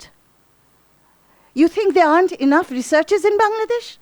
You think there aren't enough experts, food experts in Bangladesh? And why do I say this? আমি আমার ক্ষুদ্র জায়গা থেকে আমি কটা মৌলিক প্রশ্ন করেছিলাম। একটি হলো আমার কাছে কোনো মনিটরিং রিপোর্ট নেই। আরেকটি হলো fortified rice to me means invading my rice grain. Invading my rice grain. My natural rice grain is invaded by foreign bodies. Now what is it that is being put into my rice? Do I know that? Does my cabinet secretary sitting here, does he know that? He doesn't know that. কেন জানেন না উনি? কারণ এটা পরীক্ষা করা হয় না। যদিও আমি ধরে নিতে পারি যে এক সময় এটাকে পরীক্ষা করে একটা সুন্দর সিদ্ধান্তে এসে এটা করা হয়েছিল, সেই পরীক্ষার ডকুমেন্টটা কোথায়? এটা জেনারেশন টু জেনারেশন আমাদের কাছে থাকতে হবে যে এই যে আমরা স্টাডিটা করেছিলাম, এই যে আমরা সায়েন্স করেছিলাম, এই যে আমরা ল্যাব টেস্ট করেছিলাম, তার ফলে আমরা এই কার্নেলটা দিচ্ছি এবং এটাতে এই ফর্টিফিকেশনটা আমাদের উপকার হবে। We saw Kellogg's cornflakes fortified in very highly developed nations. Kellogg fortified iron. West balanced diet করে না? Do they need it? I don't know. কিন্তু আমি জানি এখন there are very strong studies against it. And there are, and I'm sure my Indian friends know this, there are very strong arguments against it. কেন?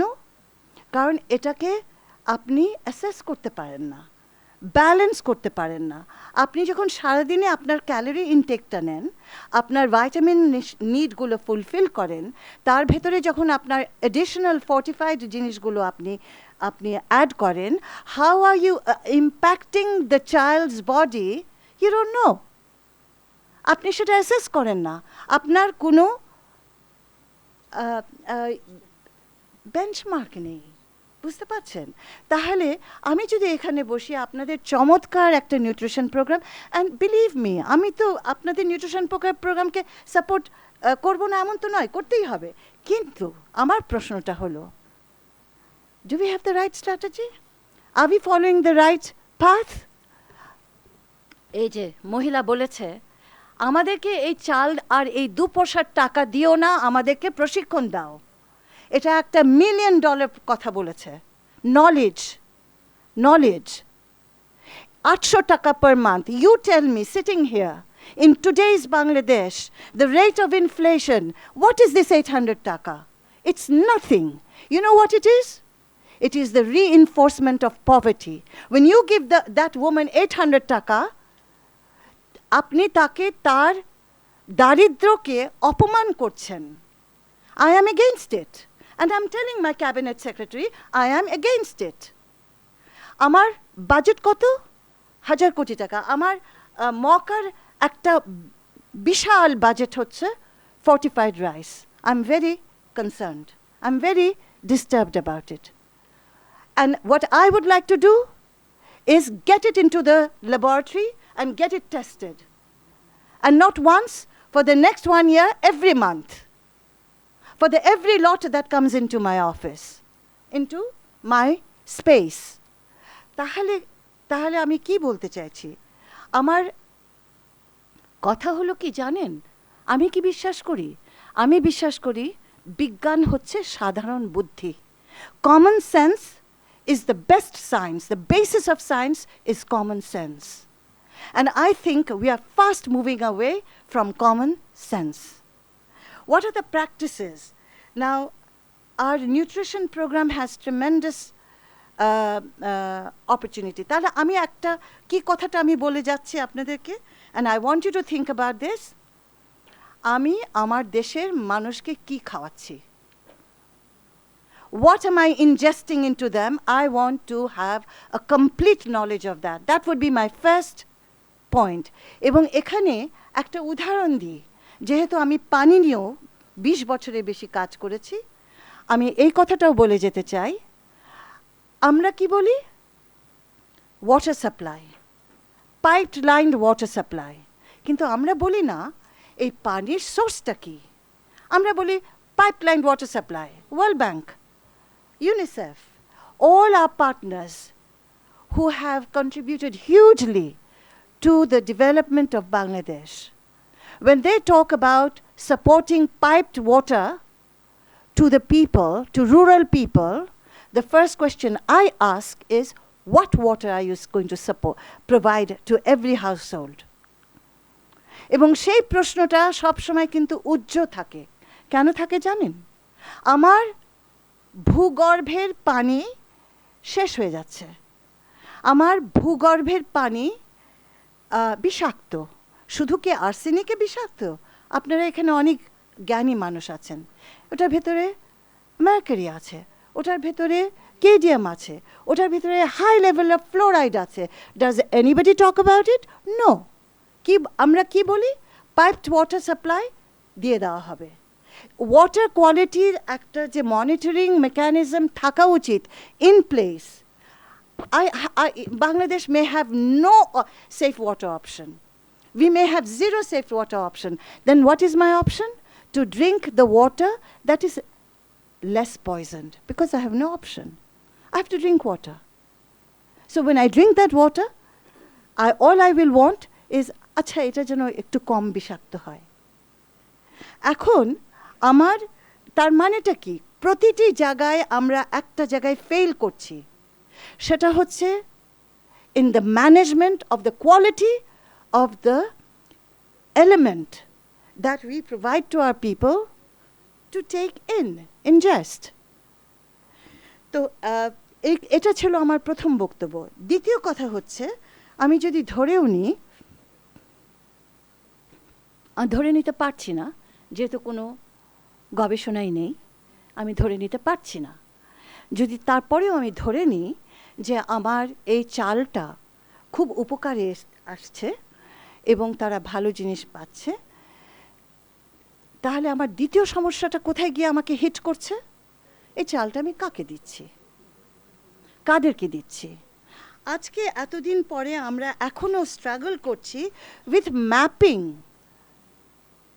the target, the beneficiary, the recipient of this. ইতিমধ্যে আমাদের 1,000 কোটি টাকা কিন্তু চলে গেছে, এবং আগামীকালও আমার এই ফর্টিফাইড রাইসটা আসবে এবং কিছু মানুষের কাছে পৌঁছাবে, আর কিছু মানুষের কাছে কোনোদিনও পৌঁছাবে না। এটা একটা system that cannot be permitted to continue. ইউনিসেফের ডেটা কি বলে? ইউনিসেফের ডেটা বলে যে আমার 41 to 46% আমার margin of error, my target error, which means আমি 100 জনের মধ্যে 46 জনকে ভুল জায়গায় আমার সার্ভিস দিচ্ছি। আমার যে চালটা আমার দেওয়ার কথা বা যে ভাতাটা আমার যার হাতে দেওয়ার কথা তার কাছে যাচ্ছে না, ভুল মানুষের হাতে যাচ্ছে, আমার প্রিয়জনের কাছে যাচ্ছে, আমার রাজনৈতিক কর্মীর কাছে যাচ্ছে, আমার ক্যাডারের কাছে যাচ্ছে, আমার চেয়ারম্যানের পরিবারের কাছে যাচ্ছে। তাহলে আমার 100 জনের জায়গায় 46 জন এই জিনিসটা পাচ্ছে। আপনার কি মনে হয়, আপনাদের কি মনে হয়, আমরা যখন এটাকে পরিবর্তন করতে বসবো এই 46 জন আমাদেরকে শান্তি দেবে? হ্যাঁ, এই 46 জন আমাদের, তারা একটা বিশাল একটা আন্দোলন শুরু করবে। কি বলবে? মহিলা মন্ত্রণালয় অন্যায় করে কি বলে, যারা সত্যিকারের এটা পায় তাদেরকে না দিয়ে এটা একটা রাজনীতি করছে। And guess what? You don't have any data. So what do we do? So let us agree যে আমাদের কোনো টার্গেটিং স্ট্র্যাটেজি ভালো নেই। এটা এতটাই ত্রুটিপূর্ণ, এবং এটার জন্য আমি ডেফিনেটলি বলবো যে আমাদের মন্ত্রণালয়গুলো তাদেরকে দায়িত্ব নিতে হবে। এটার দায় তাদের উপরে পড়ে, কালচার পড়ে না? হ্যাঁ। এবং এখন এই ত্রুটিগুলো দেখে আমার ডিলেমাটা কোথায়? আমার ডিলেমাটা হচ্ছে, I have been sitting here only for 3 to 4 months, now 5 months, এবং আমি একটার পর একটা সংকট উন্মোচন করছি। কিন্তু এটা সমাধান করতে হলে আমার প্রথম স্ট্র্যাটেজিটা ছিল যে যাদেরকে দেওয়া হচ্ছে এই পুরো ডেলিভারি সিস্টেমটা আমি 2 মাসের জন্য বন্ধ করে দেব বা 3 মাসের জন্য বন্ধ করে দেব, এবং একটা কুইক ইভ্যালুয়েশনের মাধ্যমে, একটা এমআইএসের মাধ্যমে আমাদের সোশ্যাল ওয়েলফেয়ার মিনিস্ট্রিতে একটা ভালো এমআইএস সিস্টেম আমরা ডেভেলপ করেছি। My next step would be to introduce that kind of a system in Mocha, এবং একটা রেকটিফিকেশনের মধ্যে দিয়ে আমরা এই অন্যায় সিস্টেমটাকে আমরা নিয়ন্ত্রণের মধ্যে এনে ইমপ্রুভ করে যাদের পাওয়া উচিত তাদের কাছে আমরা পৌঁছাবো। Easier said than done. আমি তো বলে ফেললাম, কিন্তু করতে কি পেরেছি? করতে গিয়ে দেখা গেল আমি শুরু করিনি, শুধুমাত্র এই কথাটুকু বলা হয়েছে যে আমাদেরকে এটা রিভিউ করতে হবে এবং নতুন লিস্ট তৈরি করতে হবে, এবং সেটার একটা ডেটাবেস ফাইনাল করতে হবে, এবং ডিজিটালি এটাকে ফলো করতে হবে। সিম্পল থিংস যেটা আজকের দুনিয়াতে সবাই করে। জোর সোর আওয়াজ তুলে ফেললো যে আমরা এই গরিব মানুষের ভাতা সব বন্ধ করে দিচ্ছি।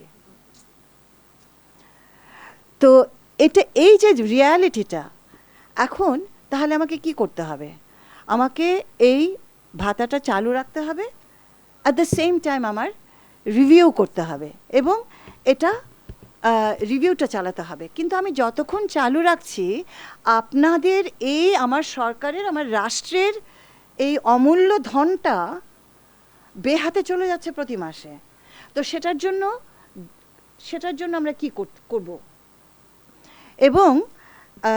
এবং সেই দায়টা তো আমাদেরকে বহন করতেই হচ্ছে। So first of all, you have a good program, all with your all earnestness you have designed a program, as our colleagues have said, a perfect design, a beautiful design. But if you do not know how to implement it, or if you don't have a good methodology, or if you don't deliver it to the persons who need it the most, it's zero. As far as I'm concerned, it's zero. The purpose is lost. এখন আপনি বিচার করেন, আপনারা বিচার করেন 100 জনের মধ্যে যদি 40 জন লেটস সে 100 জনের মধ্যে যদি 60 জন পায় আর 40 জন না পায়, do you want to call your program successful? That's your deal. You do that. I'm not going to call it successful. So 2026 আপনাদের এই প্রোগ্রাম শেষ হচ্ছে এবং খালেদ সাহেব যেটা বলেছেন, I condone it. Immediately, let's have not one international conferences. Prior to that one international conference, several smaller dialogues. We must, BNCC, please, আপনাদের অনেক অভিজ্ঞতা, হিউজ অভিজ্ঞতা। আজকের এই মিটিংয়ে কার কার থাকা উচিত ছিল জানেন? ফুড মিনিস্ট্রির রিপ্রেজেন্টেটিভ থাকা উচিত ছিল, এগ্রিকালচার থাকা উচিত ছিল। এমনকি I would go far as to say আমাদের ফাইন্যান্সকেও আনা উচিত ছিল। বুঝেছেন? ঠিক আছে, ফাইন্যান্সরা আসলো, কিন্তু ফুড এগ্রিকালচার, হ্যাঁ, আর agriculture ministry has a huge stake and experience, and they could have thrown light into this crisis we have. So my conclusive statement is, one, আমরা আমাদের না পারার জায়গাটাকে আমরা আমাদের টার্গেট করব। কেন হয়নি, আমার না হওয়াটাই আমার টার্গেট, এবং সেই জায়গাটায় পৌঁছানোর জন্য let's have a series of dialogues, let's think of alternative strategies, let's think of আমি জানি না whether I'm rocking your boat so much that all of you are getting anxious and worried. Oh, what's going to happen to our funds? Well, I hope not. তো আমার বক্তব্য হচ্ছে, nutrition is a long term, it's a behavior, it's a eating pattern, and we need to put resource and efforts there, and not ingest our people with unknown elements. Please. এটা এবং দেখেন, আপনাদেরকে আমি আরেকটা কথা বলবো, আপনারা এটা স্টাডি করেননি। এই যে রাইসটা দেওয়া হয়, ফোর্টিফাইড রাইস, আপনারা কি জানেন এটা বিক্রি করে দেওয়া হয়? কারণ ওরা খেতে পছন্দ করে না। Have you done that study? So what are you doing? শুধু তাই নয়, তাদের ক্যাটেলকে খাওয়ানো হচ্ছে। Do you know that? আমি যেইটুকু জায়গায় কাজ করেছি, I don't have a comprehensive study, but let me tell you যে আপনার চালটা তাদের অ্যানিমালকে দিয়ে দিচ্ছে ফডার, অথবা বিক্রি করে দিচ্ছে। So what purpose are you serving? এখন তার মানে কি আমরা একদম জিরোতে এসে বসেছি? না, আমি সেই কথা বলছি না। আমি বলছি যে আমাদের কনসার্নের জায়গায়, আমাদের উদ্যোগের জায়গায়, আমাদের পরিকল্পনার জায়গায় আমরা অনেকটা পথ এগিয়েছি, কিন্তু আমরা কতগুলো মৌলিক প্রশ্নের জবাব করিনি। এবং আমি আরেকটা জিনিস বলবো, খালেদ সাহেব, don't ever initiate a project without doing a feasibility. Don't ever initiate a project without your groundwork done. Don't ever do that. Particularly with food, you must not do that. With water, you must not do that. কারণ এটা directly impacts upon the quality of life of our people, of our children. এবং এই জায়গাটায় let us commit, আজকে let us commit যে আমরা কোনো nutrition related, food related program, project launch করব না without doing our scientific analysis. আজকে যদি আমি আপনাদেরকে জিজ্ঞেস করি আপনার এই চালের মধ্যে কী আছে, ও আমাকে কতগুলো ভিটামিনের নাম দেয়। আমি বলেছি যে তুমি কি কখনো ওটা পরীক্ষা করে দেখেছো সেই ভিটামিনগুলো আছে কি না? যে না স্যার, করিনি, না ম্যাডাম, করিনি।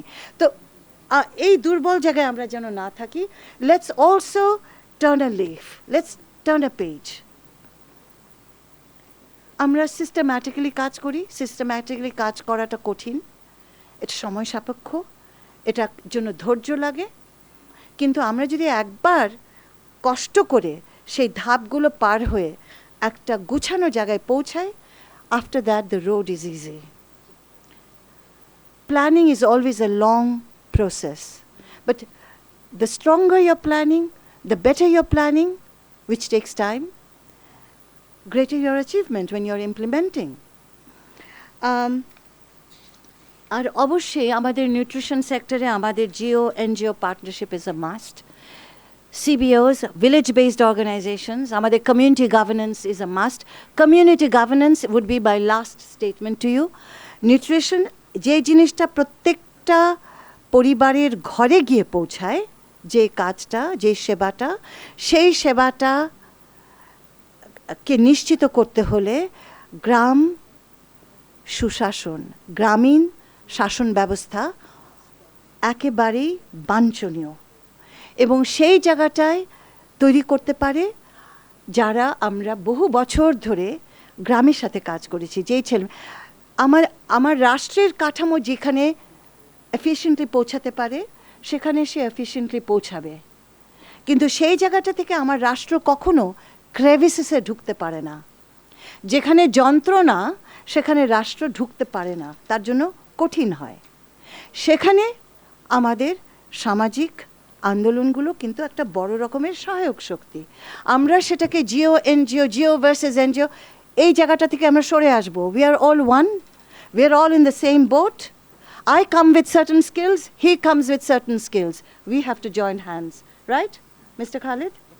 And that has to be the future of this country. Sir, আমি একটু দৃষ্টি আকর্ষণ করছি। আমার মনে হচ্ছে এখানে ইনফরমেশনের অনেক ঘাটতি আছে। রাইস ফর্টিফিকেশন বা ফুড ফর্টিফিকেশনের ইনিশিয়েটিভগুলি নেদারল্যান্ড এমবিসি ফার্স্ট গত 10-12 বছর ধরে করতেছে, গ্লোবালি আমরা করতেছি।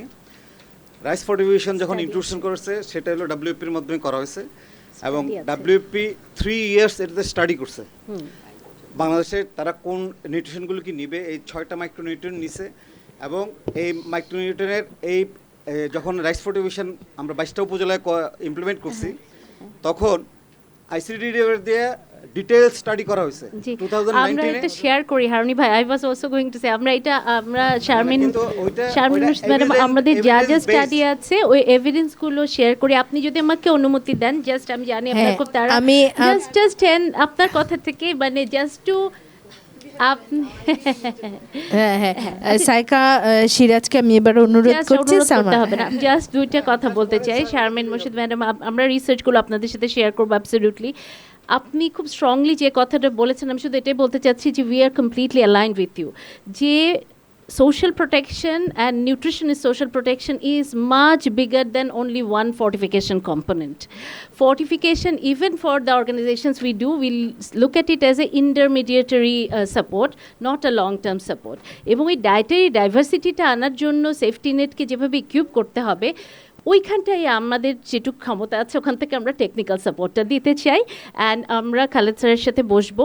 আপনি অনেকগুলো কমিটির কথা বলেছেন, অলরেডি আছে। যদি মনে করেন ইন্দোনেশিয়াতে আমরা সোশ্যাল প্রোটেকশনের জন্য গভর্নমেন্টকে একটা টেকনিক্যাল ওয়ার্কিং গ্রুপে সাপোর্ট দিই, ওটা লিড করি আমরা ওনাদেরকে কাজে সাহায্য করার জন্য। যদি অলরেডি থাকে, we don't need to develop another one. আমরা আপনাদের যে এক্সিস্টিং প্ল্যাটফর্মে আমরা ওখানে থেকেই সাপোর্টটা দিতে পারবো। এবং আপা যেটা বলেছেন আমি একেবারে একমত, এটা আরও ব্রডার ইয়েতে দেখবো। আর একটা ইনফরমেশনে আপনার জন্য, যে নিউট্রিশন ফর গ্রোথ সামিট হচ্ছে মার্চে, এবং সেইখানে অনেকগুলো কমিটমেন্ট যাচ্ছে। Social protection is one of the commitments, যেটাতে আমরা নেক্সট ধাপে যাচ্ছি। 21 সালে আমরা কমিটমেন্ট করেছিলাম যে স্ট্র্যাটেজিগুলো আমরা একটু খতিয়ে দেখবো কি ঢোকাতে হবে। এবারের কমিটমেন্ট রিফ্লেক্স যে আমরা কীভাবে আসলে ইনকর্পোরেশন করলাম, যে ইমপ্লিমেন্টেশনের কথাটা আপনি বলছেন। সো উই হ্যাভ 6 ইয়ার্স ওই টার্গেটটা ফুলফিল করার জন্য। সো আমরা খুব ক্লোজলি, বিশেষ করে মৌকা যেহেতু 3টা বড় প্রোগ্রাম করে এবং ক্যাবিনেট ডিভিশন যেহেতু এটা লিড এবং কাস্টোডিয়ান, আমরা তাদের সাথে কাজ করব, সাপোর্ট করব নিউট্রিশন ইন্টারন্যাশনালের পক্ষ থেকে।